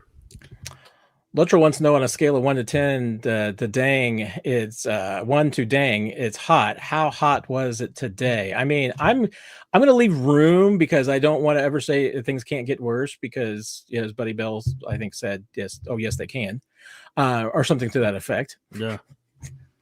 I'm going to say dang, it's hot 0.9 because I want to leave some room up there, but that's, I think, the hottest I've ever felt it being on the field when we went down for the press conferences and everything, because I stood outside the tent in the sun for about 30 seconds and I was like, not happening today. I mean, I'm done. I'm out. I'm going inside the tent just to be in the shade. It was nasty. Okie dokie. How is the tight end room shaping up? Anything stand out? I mean, Nick, I don't know if you've noticed it, but other people are now joining my Robert Tonyan bandwagon. Okay. I mean, it's becoming a runaway hit. I mean, Robert Tonyan. It is. Yeah. I mean, Robert Tonyan just continues to impress. Yesterday, Nick, he caught a one-handed pass with his right hand and his right arm while being held. Uh-huh. Today, he did the same thing in the end zone with his left hand. Yeah. I mean, I'm understanding why this guy had 500, 600 yards with Aaron Rodgers. I mean, if he's got the quarterback that can get him the ball, this guy's good. I mean, I know he's 31 and could fall apart at any moment, but why? What am I not seeing, Nick? What am I missing? What do you mean? What are you missing? It doesn't matter what I tell you. You're gonna love him forever. I'm gonna love him forever. Right now, his biggest thing is availability. Jared Wiley's recovering, and Brain still, has got the hamstring issue. So right now, Robert Tonyan's best asset is availability. You're saying that Patrick Mahomes is just elevating him. That's what Patrick can do if you run the routes right. I'm not knocking Tonyan. He's putting in that effort, and he's continually making sure he's available for every play. So he's doing his part, but I'm saying he's a person you could sneak on the practice squad and elevate up. Like Jared Wiley, what, Matt? You don't throw the ball to him in the preseason. Teams have had enough tape on him over time. Well, and he's a veteran, so he doesn't have to clear waivers, but. And he can re-sign here if he wants to. Yeah, I just don't want him to be a free agent and get a better deal somewhere. But then again, it is Kansas City, and he wants to win a Super Bowl. I mean, it's a place to stay. So, okay. I mean, if Nick wants to break my heart and say that Robert Tonyan is not going to be, but here's the thing, to a degree, how's it shaping up? Okay, Travis Kelce and Noah Gray are on this team. They're good. They do what they do. So, set. Jared Wiley is practicing. If he's healthy, he's going to make the roster. I don't think he's anywhere close to being ready to play in an NFL game consistently and give you performance. And that was, I think, probably kind of left out as far as the discussions I had in the offseason about when could Jared Wiley be ready. Being ready to play versus being available, probably two different conversations. But Jared Wiley is not Jared Wiley yet. I mean, he's far from it. He's still recovering, like you said, from that injury with an ACL. He might not be Jared Wiley until next year.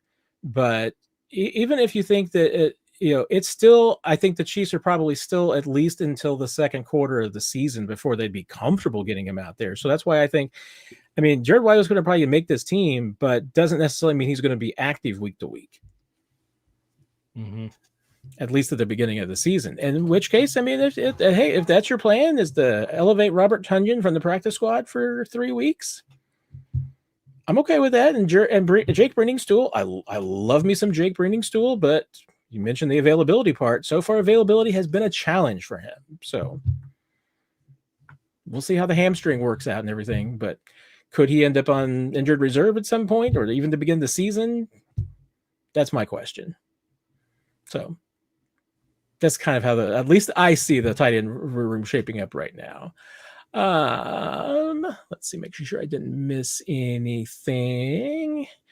See, I was really behind Nick, but now we're catching up because we just have a lot of comments. Haley, haven't heard much about the kick return battle with Thornton getting so much play with the ones. Is there a chance he edges out Remigio and Thornton and Smith do punt and kick returns? Let me look it up, Nick, because I don't know how much. I mean, Tyquan Thornton hasn't been in the mix for any of the return jobs. And Dave Tobe talked about him, he talked about him as a gunner. I don't know that Tyquan Thornton is really in the conversation for the Chiefs as part of the return job. I'm looking him up to just see. I mean, he doesn't obviously have a ton of NFL experience, but I'm just looking to see if he did any of that in New England.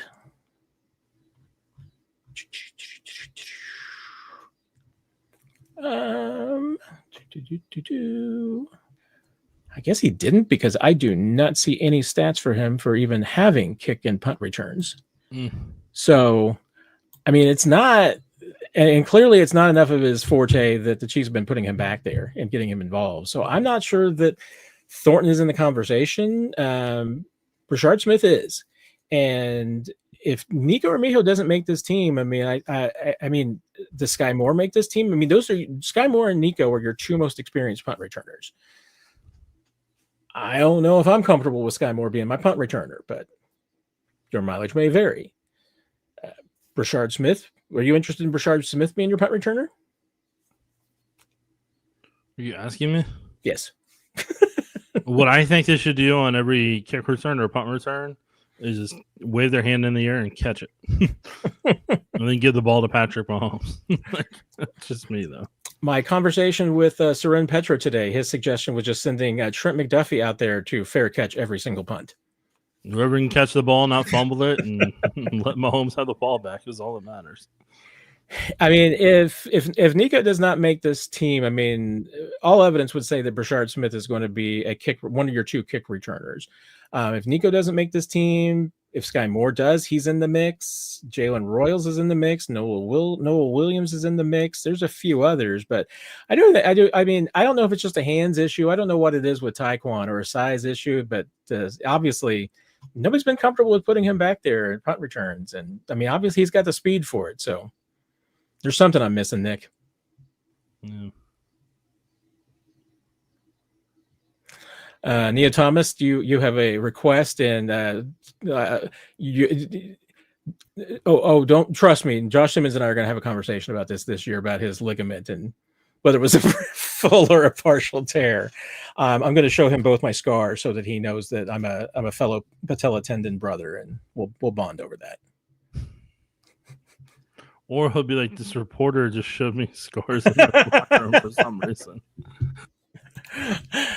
Could be that too. And then when you ask to interview him next time, he'll be like, "Oh yeah, man, I just gotta go. Go do something real quick. I'll be back." And then you won't see him again. I mean, I feel like it's important to know. I mean, I have shown pretty much every NFL player who has had a patella tendon rupture. I have showed them my scars as just to show them I'm part of the brotherhood. But I've been wearing shorts every time, so it's not like I just pulled my pants down to show them my. I mean, I'm not that weird. So. Gary, will the Chiefs get McDuffie signed before his contract comes up? I mean, I still think that the Chiefs sign McDuffie, Nick, but I mean, they got a whole nother year after this year, so this is one of those 2027 problems. Unless they get it done early, which I mean, Trent McDuffie has been a stone wall in this question. He's not giving anything away. I mean, he's like, that's my agent. He deals with that. I just worry about the football. Mm-hmm. So, There you go. Sharon, are players allowed to leave campus on day off? Oh, they are definitely allowed, Sharon, and they take advantage of that. About 1 minute after they're allowed to leave campus on days off, they are gone. So yeah, they go home, they go back to KC, they get away. there's always meetings after practice, and like last week, I had a player tell me that they were going to be off at 5 on that afternoon before their day off, and I guess they must have got off for good behavior, because I drove by the dorm and there was not a soul there for the players. Looked like Andy was still there and some of the coaches were, but players were gone. But they get away, and occasionally they do get back late on the morning that they're supposed to be at practice, but that hasn't happened in a while, Nick, that we know of. Okay. I don't know. I let them team deal with that. Scott, do you think Simmons is doing anything so far that Jalen Moore couldn't also handle? I mean, Simmons is going to be the starter, so it doesn't really matter. I mean, I think Jalen Moore can handle it, but I just don't know if there are some things that he's not going to be able to handle as well as Josh Simmons, and vice versa. But I think you're going to endure the mistakes that Josh Simmons will have, because the rest of his game is that good. He's going to be starting left tackle. Perry, should the third tackle be Pole or Driscoll? Esapole and Ethan Driscoll. Head to head, Nick. Choose your fighter. I think Driscoll's got a ton of promise long term, but I think both of them belong on the roster at some point. We'll see. I think they may be able to sneak Essa onto the practice squad. I don't know if they'll be able to sneak Driscoll on the practice squad. I'm going to throw you for a loop here, Nick, and see what you think about this. No loops. What if I told you that today the second team tackles were Chu Godric and Wanye Morris, and the third team tackles were Esapole and Ethan Driscoll? I'll stick to my previous point. I mean, I'm assuming somebody's getting somebody's trying to get motivated to up their game a little bit, but then again, I don't know if you've heard this before, Nick, but Andy Heck likes to rotate all those guys in there. Good for him. What's Juan Castillo like to do? John, you're talking about linebacker specifically with the pads on. Haven't heard about the linebacker room. Who's standing out? Anybody jump out to you, Nixon, so far on Sunday? Well, I've only got to see one padded practice. I totally get everybody gets these questions. You're excited. I totally get all that. But if you don't get coaches film so you can break down every single individual and look at every single thing, you're looking at 22 players at the same time and and you can only focus on one of them. And I think people just have I know people want to get answers and want that stuff. And I understand that, but I'm just telling you, there's 22 players at a time. And I'm talking the legitimate coaches film. I'm not talking about Timmy Timerson in the stand recording a couple clips and then putting it out there and people saying, "Oh, yeah, that's how the whole day went. Right there, dominated on that one play. He had a great day at camp." So but that's the world we live in this Chiefs stratosphere. Matt, here's my. I'm trying to thread the needle here a little bit, but because I completely agree with you. And I do agree that we sometimes come up with generalizations and opinions that are maybe too broad and based on a limited amount of evidence and not a huge body of evidence. So, I think that's probably maybe I'm just trying to feed the beast, Nick, because I know people want to know about what we've seen and everything, and I know how diligent you are about all of that, and that you don't want to say that so and so did this or that wrong when you didn't get to see it, multiple data sets. You didn't get to see 10 reps of it and see how that they're doing and everything. And My judgment is not as detailed as yours. Even if I had all the game film, I'm not going to be able to make the same conclusions that you do, because you're just better at it than I am.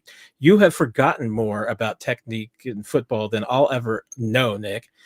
So that's why I trust your judgment on all of that. So I guess I say that with just the caveat that my opinions are more broad based, and oftentimes are definitely influenced by more interviews and people that I talk to.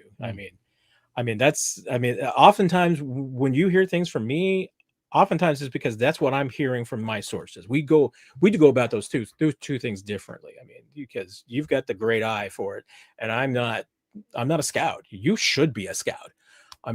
You should. One day I'm going to get you to be a scout, Nick. So I just hope you're ready for it. It's a traditional thing every week where Matt tries to get me unemployed from my current job.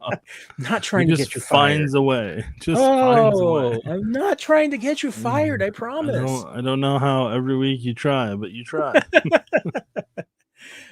And so I say that, and I'm like, and then I lead into my gross generalizations, which is like, hey, how's the linebacker room look in general? I like what I've seen so far. Nick Bolton is Nick Bolton. Leo Chanel is, I think, better than he's been in the past, and I like the fact that they've been putting him on the defensive line and putting him in some edge rushing spots. I don't know if they're going to continue to do that during the regular season, but I like it. I want to see more of it. Drew Tranquil, I don't know if I can make a huge judgment. Drew is probably Drew, but Drew's also getting to the year, so Drew's gonna start losing a step at some point, and you just don't know when it's going to be. I did say, Nick, I've switched off. As much as I love Brandon George as a specimen at linebacker, Cooper McDonald has won me over. He just works his butt off, and he seems to always find himself around the football. So I'm not days, man. I am not opposed to Brandon George. If he made this roster and ends up on the practice squad, I think you've got a great talent, but Cooper McDonald's winning me over. Just keep stacking days. That's all you can do. And then you go. Cole Christensen, Jack Cochran. These are reliable special teams guys to have around. So I don't think the Chiefs are in terrible shape at linebacker, but your mileage may vary. Last time I'm going to say it tonight, I promise. No, it isn't. Oh, let's see. What have we got here? I don't know. Well, Luttrell wants to start pumping coal into the Jared Wiley hype train. And it's the injury, Luttrell. That's why I think you don't have any coal in it yet. But let's wait. Yeah. Let's see. Oh, how long until the Bills get tired of Ross? They didn't even sign Ross, Justin. So yeah, no, they had him in for a tryout, but they didn't. They chose to go a different direction. Yeah, they said no. They got themselves. They got Hard Knocks coming up soon too. Oh, that's gonna be great. Ba-da! That will be great. JCPC, I still owe you one from a couple of weeks ago. So is the Hollywood Brown injury bad, or Branding Stool injury? Hollywood does not look bad.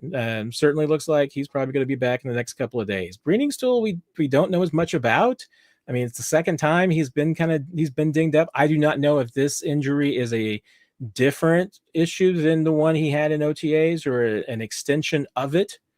But as you said earlier, availability is so an important ability. Here's something I'm gonna put out there.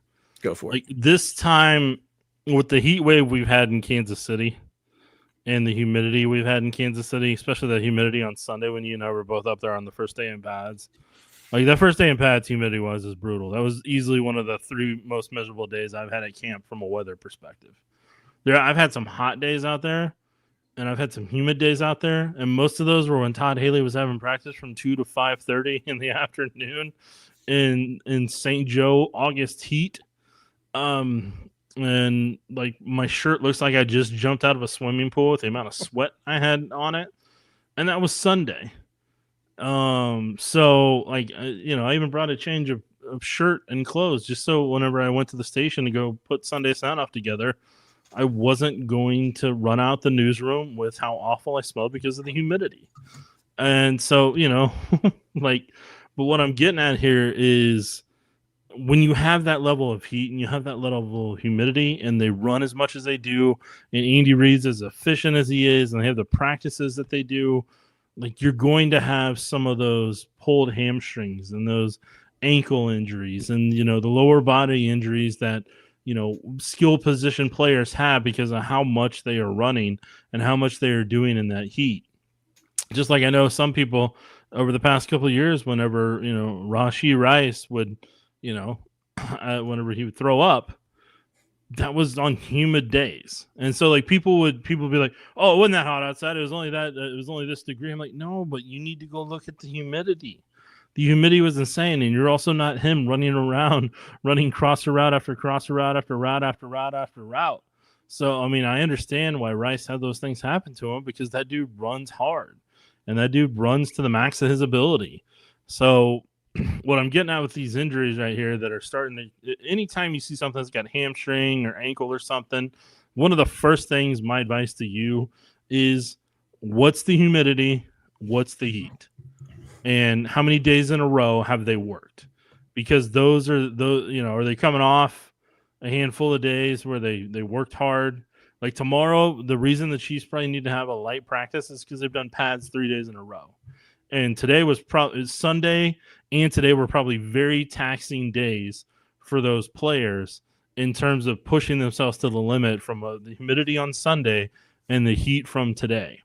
So like tomorrow, if they do half speed 10-10-10 day, or 75% speed 10-10-10 day, I get that. That's so that they can manage those guys, so that physically nobody puts himself in a spot to where when they come back on Friday that they can't give the full effort that they want to, and that they put themselves in good position for a week for later whenever they play in their first preseason game on KSHB 41. There's two things I have to add to that, because one absolutely reinforces what you're saying, which is that, hey, the Chiefs ended the day with 10 players on their injury report. 4 of them have hamstring issues, and 2 of them were nauseous. So that tells you everything you need to know about, I think, the weather's impact on the injuries and what's pads 3 days in a row. And hey, that's where the collective bargaining agreement comes in fantastic. Right. Can't do a 4th day in a row. You want to know how many people would have been injured if they had 2-a-days? That's on exactly Sunday, Monday, and Tuesday, guys. The funniest thing I was getting ready to say, this was overheard yesterday on Ambassador Day, when the Chiefs veterans and ambassadors, dude, those dudes. There. Oh yeah, go ahead. I know how they feel about it.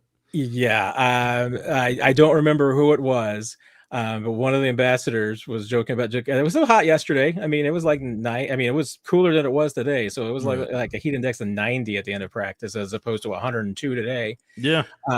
But they were just joking about the weather and everything. And but you're like, yeah, here's what you do. Go out back to the locker room, get yourself some smelling salts, and come back here at 2:00 for another one of these. Yeah. So I know. Yes, the days of 2-a-days. Yeah, because I mean, guys, the thing, those players don't. The players don't are fortunate enough they haven't had to experience it in this era. But I mean, I've had the guys that are, some of them are ambassadors, and some of them just played in the NFL when they were up at William Jewell, and they had 3-a-days. They had 3 practices a day. And I remember they told me that like their worst fear in the world was that Marty would say to them during any of those practices, start it from the top. And that meant they had to go rewind all the way back to the beginning of practice, start the practice over, because of how poorly he didn't like the tempo and effort. Ooh, so I'm just telling you, like, understand. Like, I mean, these guys, like, I mean, the key thing for a lot of these players today and tomorrow and their off day is hydration. Whatever the training staff's telling them for recovery and hydration, those are the biggest keys right now. And that's and you'll slowly see the injury, the guys who are injured dwindle. But it's going to take a couple of days. But they now know where the max level and limit is for some of those guys right now in terms of what they can do whenever they face the heat wave down the road during that time. And like you and I and some of those guys, when they get back to Kansas City and they start having those practices again, you and I both know when those practices are going to be, and we're not going to have a tent over us. And those are going to be some warm days, man. Indeed they are. So not looking forward to that. No, sirree. Alex has actually one of the funnier things that I've seen so far during camp. So is there a chance Moore could be the? Oh, you know what? I was thinking he was talking about Sky Moore. See, not Jalen Moore. I mean, I think that'd be more entertaining. But no, Jalen Moore. No, I mean, is there a chance? Sure, there's a chance. I mean, 1% is about all I'm giving him. I think Kingsley would have to struggle in regular season games before Jalen Moore gets the opportunity. I think Caliendo would probably have to get an opportunity before Jalen Moore, but that's just because, I mean, Jalen Moore has no experience at guard. But not after today. Justin, how bad is the Bossa ankle injury? Don't know for sure. It doesn't appear to be significant. I mean, he was on the side working today, stretching, doing all that stuff on the side. If it was serious, that's not what he would be doing today. I mean, he'd be getting therapy and back in the facility. So the fact that he was out there working on the side with the other players, that tells me that's usually an indication that it's not serious and something that he should be back from pretty soon. And I certainly didn't get the idea that from anybody that it's a serious. Zilla, there you go. Hit the like button. I appreciate that. Thank you. You should hit it for Nick too, though. So I mean, what the heck, Zilla? What am I, chopped liver? You weren't here yet, Nick, when Zilla posted that because you didn't tell me that part. I'm still a little behind. A little behind.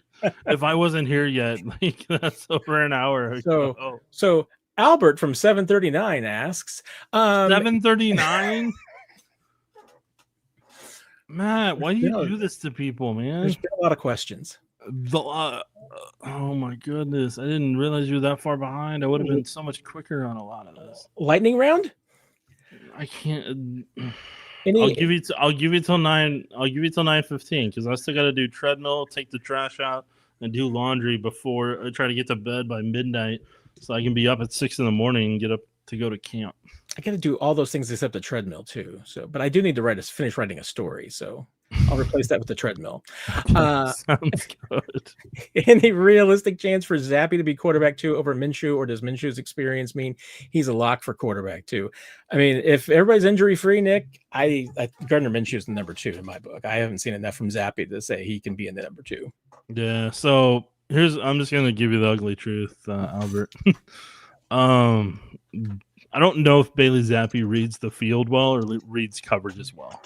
I don't know if he necessarily anticipates at the level he needs to in this Chiefs offense to be able to be as effective as you would expect for a guy that started in the NFL before. With Minshew's fine as long as he stays on his spot. Once teams start flushing him once the pass rush starts flushing him from the pocket, and he has to move around and change his arm angle and not necessarily be even with his footwork and everything, there are times where he can be inconsistent from an accuracy perspective. If he can stay, like I'm saying, if Minshew can set his feet or stay on his spot, he can throw some quality footballs that got good velocity on them, good anticipation. But that's not going to be the norm in the NFL. And I think far too many people take for granted Patrick Mahomes' ability to make things like that look effortless, to where Mahomes can just change the arm angle and find a different way to torque it, to create the torque in his body, to make throws have the velocity they do, have the accuracy and anticipation that they do. And because, I mean, most quarterbacks are a lot more robotic. Like Peyton Manning's a much more robotic quarterback.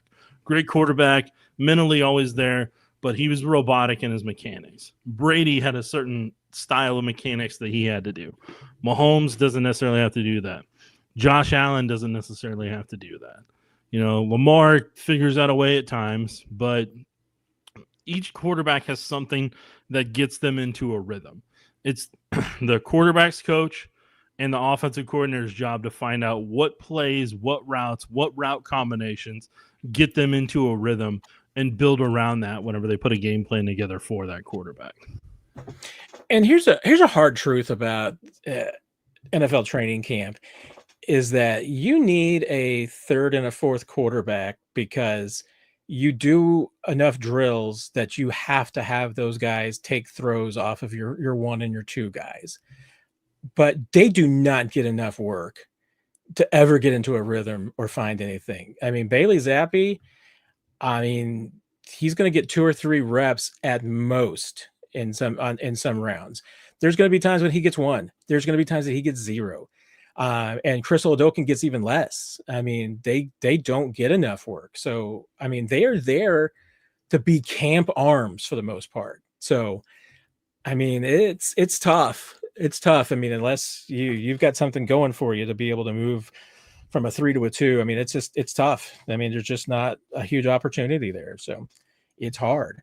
Nikki, you heard there were injuries today. Just to hit on the update for everybody.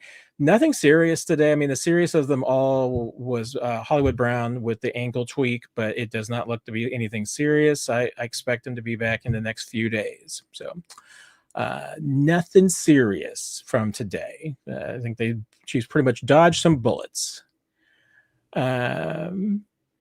Jimmy, Saturday is my first camp since 19. Is there something posted about what each day's specific itinerary is? I'm not very good at finding that stuff.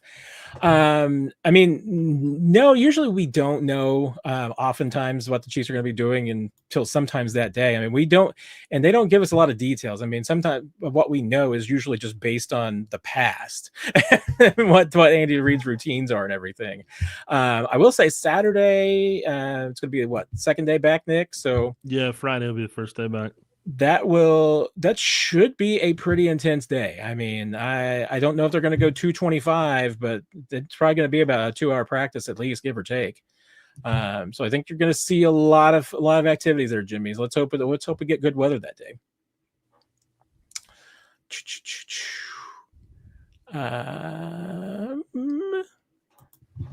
John, do you think ever think that once Kelsey and Mahomes retire, that they get involved in ownership with the Chiefs?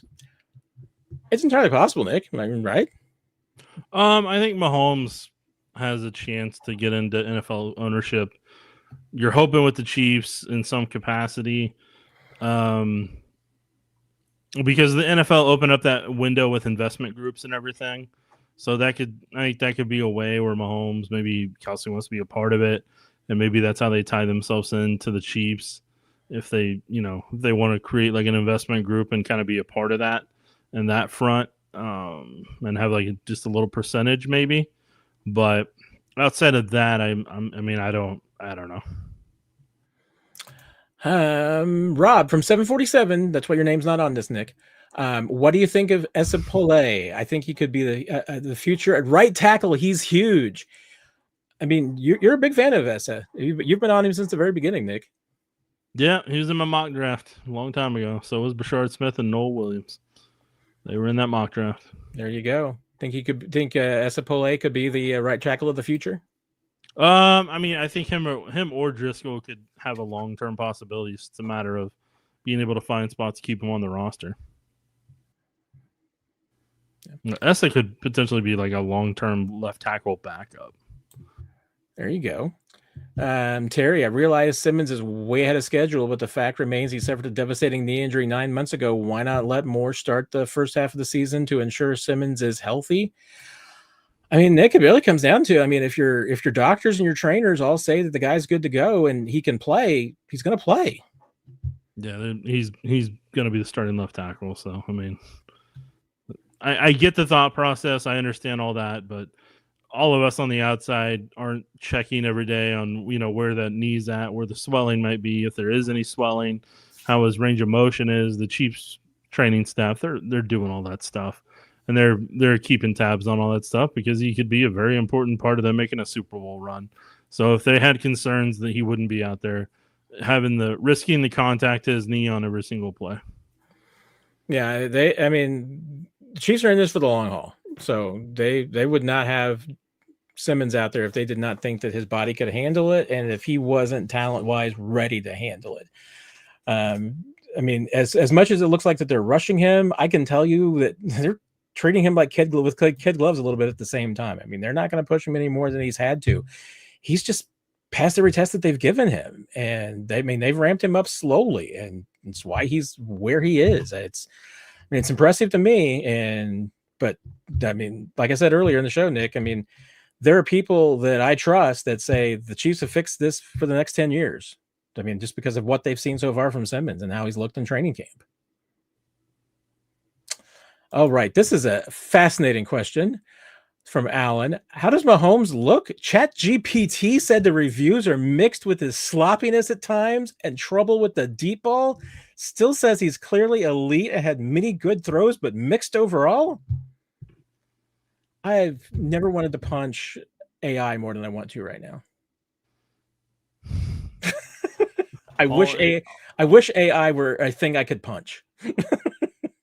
I do not wish that upon ChatGPT or AI or down the road whenever Terminator becomes real. But anyways, that's a fair point. No, I mean, Alan, here's what I'm gonna tell you. Like, it's just picking and pulling from what people have written over the years. So, like, it's just picking and pulling from other people's interpretation. Like, I mean, ChatGPT is not out there doing analysis of video and checking out the degrees of arm angles and all that type of stuff. They're just taking text from other people and just giving you a synopsis of it. I will say this as someone who has seen all 7. 2-minute warning. Oh, okay. I'll say it quickly. As someone who's seen all 7 of these training camp practices, I will tell you this. The only day Mahomes looked sloppy was today because it was 102 degrees on it was 120 freaking degrees on the field, and about 2/3 of the way through the practice, I'm pretty sure he just didn't want to be there anymore, as did nobody else. But the dude has looked on fire. I mean, I was ready after about the second practice to just go ahead and put him in bubble wrap and wait until the season. I'm never more convinced now that there was something last year with Mahomes. I don't know if we'll ever find out for sure, if he'll ever tell us, because he just looks absolutely on fire right now. So I have 2 more minutes. 1 minute now. Well, Gary, I think Matt Rice is going to win the punt job. So, and Nick, you're going to tell Scott that Tyquan Thornton's going to make the 53-man roster. You think so? I don't know. I mean, I need to see more consistent days. I understand people are trying to spin him into the media camp darling, but people also thought Frankie Hammond Jr. was going to be the media camp darling at one point. So, I mean, we'll see. Preseason will determine how consistent he can be and if he can continually catch the ball. I know Andy Reid's answer to this. I want to know your answer, Nick. Is it time for Andy to bring in a team to scrimmage against in training camp? Yeah, he's not doing that. Would you do it? Would I do it? Yeah. I mean, I would be for it, but it kind of defeats the purpose when you do it because there's somebody you're getting ready to play in preseason as well. So if it's somebody you're not playing, then that would be kind of cool. But it's also I don't. There's just too many factors involved that I don't think Andy Reid and them want to deal with. And I think Andy Reid runs his camp a specific way. And I don't think another NFL team runs their camp at the same way that Andy does. And I don't think another NFL team would be as adaptable to running things as efficiently as Andy does, unless it's another Andy Reid disciple that tries to run camp the same way. And I mean, that's possible. But like you said, I mean, I think it would absolutely drive Andy Reid crazy because I don't think that there's a team in the league that runs a camp as efficiently and practice as efficiently as Andy Reid does. And there's going to be just too much nonsense and shenanigans going on, I think, with any other team to come in, that it would just drive him crazy. And then 2, if I'm the Chiefs, especially at this point in your franchise's run right now, I don't want to expose my team to any more hits from an opponent than I have to. Yeah, that's a great point on that front. Because I remember when the Arizona Cardinals came into town and Todd Haley had them up there for when they came up into camp that one year. And they had the joint scrimmage that they did and had that. Nikki, I am writing down my note right now about checking on what I need to do to get the member-only emojis. So I am writing it down. I have had the note down and I have not acted on it. So All I'm right, on Matt. it. I have I'm run out on of it. time. All right, Nick. Well, then it's time for Justin's bouncing spiders. I don't know what what that he's means. talking about. I don't know what it means, but Nick, thank you so much for joining us. It is always a Okay. pleasure to have you here, and I am grateful for your time tonight. I know everyone here is grateful for your time. With that, make sure you check out 41 is the mic. And Great episode this week. I mean, I enjoyed it. And I apologize to Mick Schaefer. We ran out of time. I will see you tomorrow morning, Nick. Take care. Maybe you will, maybe you won't. Who knows? Somebody might be stalking me right now. Let's keeping tabs on this. So I might not be at camp tomorrow. You don't know. Well, I hope to see you tomorrow. Nope, might not. Bye. If I don't see you, then I'm going to hunt you down to make sure you're okay. Well, that is certainly something you shouldn't do. Okay. All right. I'm going to leave it now. Bye. Take care, Nick.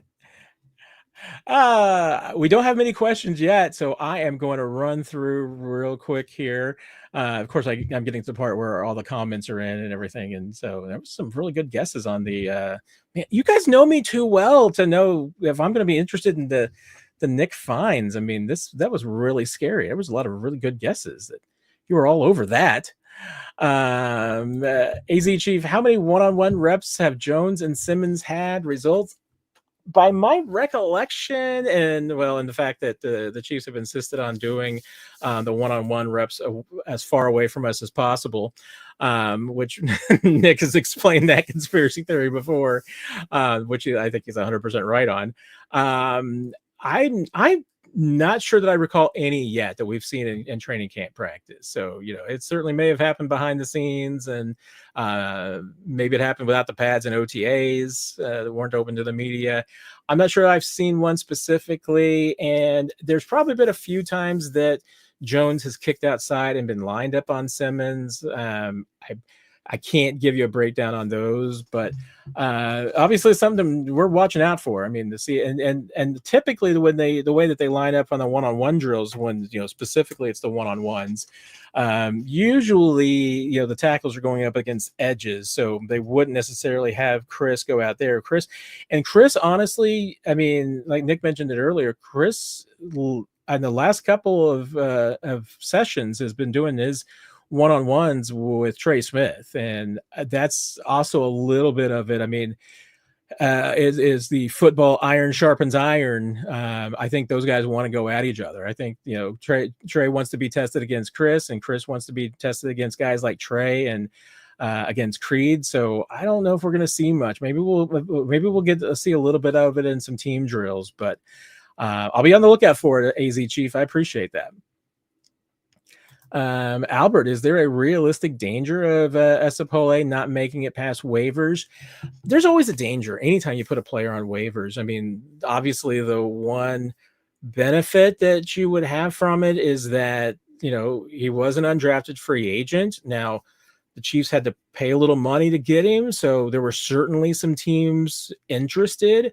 Once again, I mean, there's an attrition factor a little bit, with teams might have been interested in signing him as a free agent, but maybe would be less now since he didn't spend camp with them. And I mean, if it's somebody who was looking for him to maybe be a contributor this year or be somebody who could compete for a role or at least a backup role, I mean, you're picking up Esapole and you're another team right now, you're pretty much getting strictly a project for 2026. So realistic, I mean, hey, sorry, my lights are blinking out. It's just the light bulb, everyone. So hopefully it's not causing any problems, but don't want anybody to be worried. My power's not going out or anything like that. Just the light bulb's going bad. There's a chance. I mean, there's always a chance anytime you have to put a player on waivers. I don't think it's 100%. I mean, I think there's a reasonable chance. Anytime you're talking about an undrafted free agent that you're putting on waivers, there's a decent chance that they do get through waivers and you can put them onto your practice squad. Especially because somebody else has got to be able to, if you're going to claim them, you got to be able to put them on the 53 roster, and if you're claiming them off waivers. And I'm not sure Sapole is ready for that. Rob, I am so terribly sorry. I did not see your super chat until just now. I feel terrible. I'm so sorry. Usually I get a little notification that I've got a new comment, and I did not see one, so I apologize. How do you get a fantastic? Do I have a fantastic beard? I don't think I do. I mean, I think if you think that, I think it might just be the resolution of my camera hiding some of the flaws. Because you see my beard in person, you see there's a lot of patchiness. There's some gray. I mean, there's a lot of different colors going on in this thing. So I don't think it's great. I'm not sure that I would consider myself having a great beard. I just think that it's better than my normal face. So that's why I have it. And people seem to think I look better with the beard. So that's why we've been going with it. But we'll appreciate the super chat. That was very kind of you. I'm so sorry I did not see it until 34 minutes after you asked it. So my apologies, Rob. Great. I love it. Thank you. I say now let's have some laughs. Love it. Thanks, Rob. That's classic. Let's see what else we got here. I'm gonna do the last call. So if you got any left, go ahead and fire away. It was earlier about hats. We're still working on hats. Brian, did I ever promise you a free one? I don't know. I didn't know I did that, but I am working on hats. I can't guarantee anything, but I would love to see. I'd love to try to see if it could happen. We had a couple of ideas for t-shirts, but once again, my inertia and things going on got in the way. So the t-shirt that I was hoping to come out with for camp did not get designed, and everything did not get finished for camp. Maybe we can go ahead and come out with it, and we'll have it around for next year. We'll see, but hoping that I have the hats ready. But hey, Brian, if you can find proof that I promised you a hat, you're getting a hat. So Luttrell, I wouldn't comment specifically, just because I don't want anybody, to go to a camp, or see it at the stadium, and that it's Andy's car.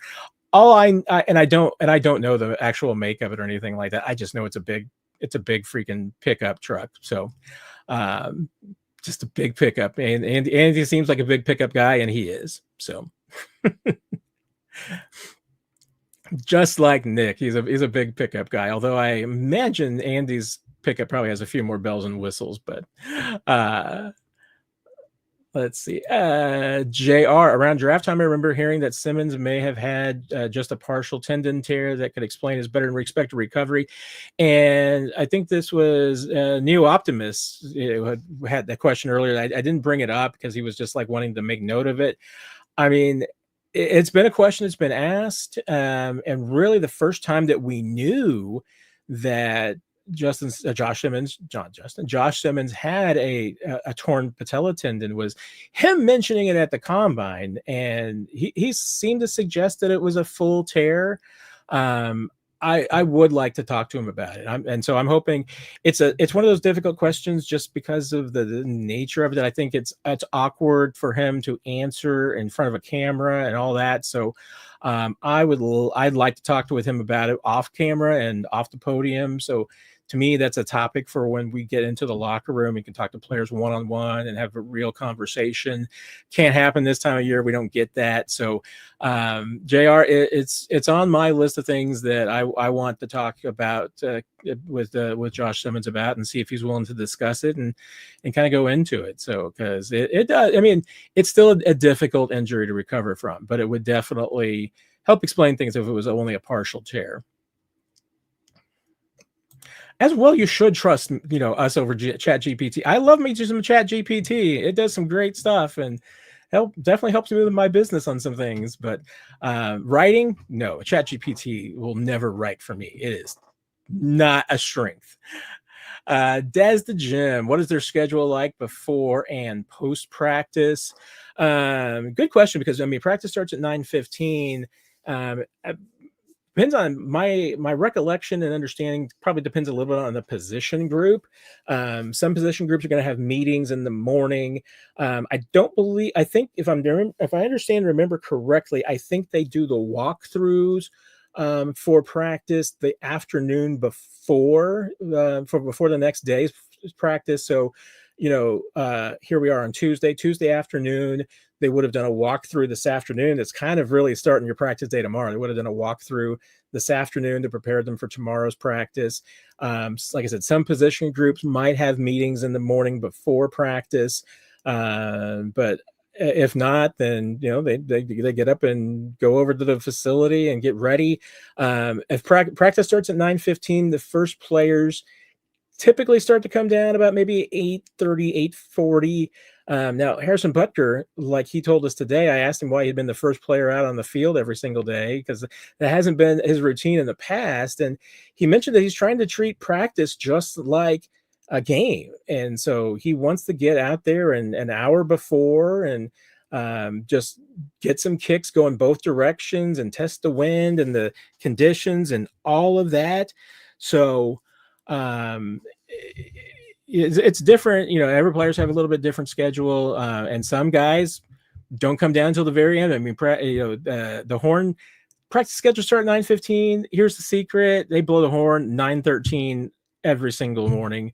That's when the stretch period starts, and before that, there are guys, stretching. Some of them are catching some footballs. And honestly, Steve Spagnuolo kind of starts his defense before that. He'll have them going through and running through some stuff for that day, kind of a walkthrough type event. So, for the defense, they probably really start their practice more about 9 o'clock, 8:55, 9 o'clock. That's when the defense is mostly almost all out there. Offense is a little bit later. You kind of know who's going to be the last players out every single day. Travis used to be the last. He's not the last anymore. Now, it's the wide receivers and the running backs. But like I said, it might be some meetings that they've got. And then after practice, obviously there's some of the post, the post, gosh, I'm losing my mind here now. Only 2 hours and 26 minutes into the live stream. Come on, Matt. After practice, the players will sign autographs, all of that, go up into the locker room. They will do some more cool down. I mean, they've got cold tubs and everything around there. So there's a big one outside. So a lot of the big guys, offensive line, defensive line, will get into the cold tubs and cool down. They'll get all cleaned up and everything. They've got meetings in the afternoon. Well, again, usually a lot of position group meetings. Might be a team meeting, but usually at least it's going to be, if it's not an offense and a defense meeting, it'll be, position groups. They'll have their walkthrough. They've got dinner that night, and so, and then they'll usually have some evening meetings after dinner as well. So it's not uncommon for the players during camp. I mean, to maybe have some days where they're done at like 8 or 9 o'clock. And then the rookies will tell you, I mean, they got to get their studying in there somewhere in between. So I think it was Omar Norman Lott said basically he's in training camp. He's like either studying or sleeping in his free time. I mean, that's two activities he's got. But it really is a full day. And that's why they do appreciate their days off. And when they get a chance, they hit the road. I mean, Albert, that if you're kind enough to do it, that's the best way. I should remember what the cut is, but I don't right now. I don't really have another way to do it. I mean, so if you want to do the super chats or anything like that, that's the best way to do it. If I get another way to do it, feel free to do it. I've never really. I probably should have done that a long time ago, just to have another revenue stream. But no, if you do the super chats and the gifts on YouTube, those are great. So I won't even worry about the cut. YouTube does a good enough job for us, so I'm fine with that. Daniel, should the Chiefs try and sign Asante Samuel Jr.? Think he's a good fit for the secondary. It is an interesting one. Let me. And here I've clearly have been researching this before because he like comes up as an immediate Google search. So let's see what's I'm trying to really get a feel for what's been my concern about Asante Samuel. I mean, not that old. I mean, I think I don't know. I mean, I think if anything, I mean, I think my only real concern would just be cost and fit. My recollection, I think, is they're maybe just a little bit concerned about scheme fit and how he would kind of fit in with what Spags does. I mean, kind of out there for a reason. I believe there's injuries involved too, if I'm not mistaken on that. I could be wrong, so don't quote me on that. That would be, I mean, that's my recollection, is that's why that maybe he's still out there as a free agent right now.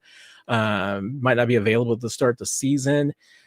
I mean, wouldn't be opposed to it. I mean, again, you do your due diligence, you make sure about the health, you do the interviews, and if it's somebody that you think you can get an affordable deal with that can help you, you're going to do it. So,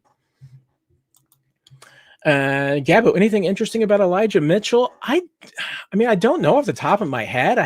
We haven't got to talk to him a lot yet, and so I haven't done a deep dive into him yet and talked to him. I mean, obviously, what stands out to me was just the strong rookie year and then the injuries. I mean, it kind of reminds me a little bit of a Jet McKinnon in that sense. Nothing as severe as like what Jet had to go through with the multiple setbacks and multiple ACL tears and everything. But Elijah seems I'll be honest, if you didn't see his podium appearance this week, I don't know if he was just putting on for us or what. Elijah did not have a lot to say to us this week. You might check it out. I have it on the YouTube channel. You go look for the Elijah Mitchell press conference this week. Hey, and if guys don't want to do press conferences, I didn't think he was that bad on the Zoom that we did when he first signed, and maybe it was just, hey, some guys don't want to do press conferences after practice. They're hard. I definitely like the format in the regular season when we're talking to players before practice and after the walkthrough. There might be a couple of guys that have gotten a lift in or something of that nature, but usually guys aren't worn out and sweaty or anything like that. So the post-practice interviews are the hardest. So I'm gonna give Elijah Mitchell a break, but man, he wasn't having it with us this week. So, but hey, looking forward to getting the chance to talk to him in the locker room. And hey, we'll see. I'll ask again later. Maybe we'll learn something new. So, Albert professes the last question, so I'm going to take it as the last question. Do all players have roommates, even vets like Pat, Travis, and Chris? No.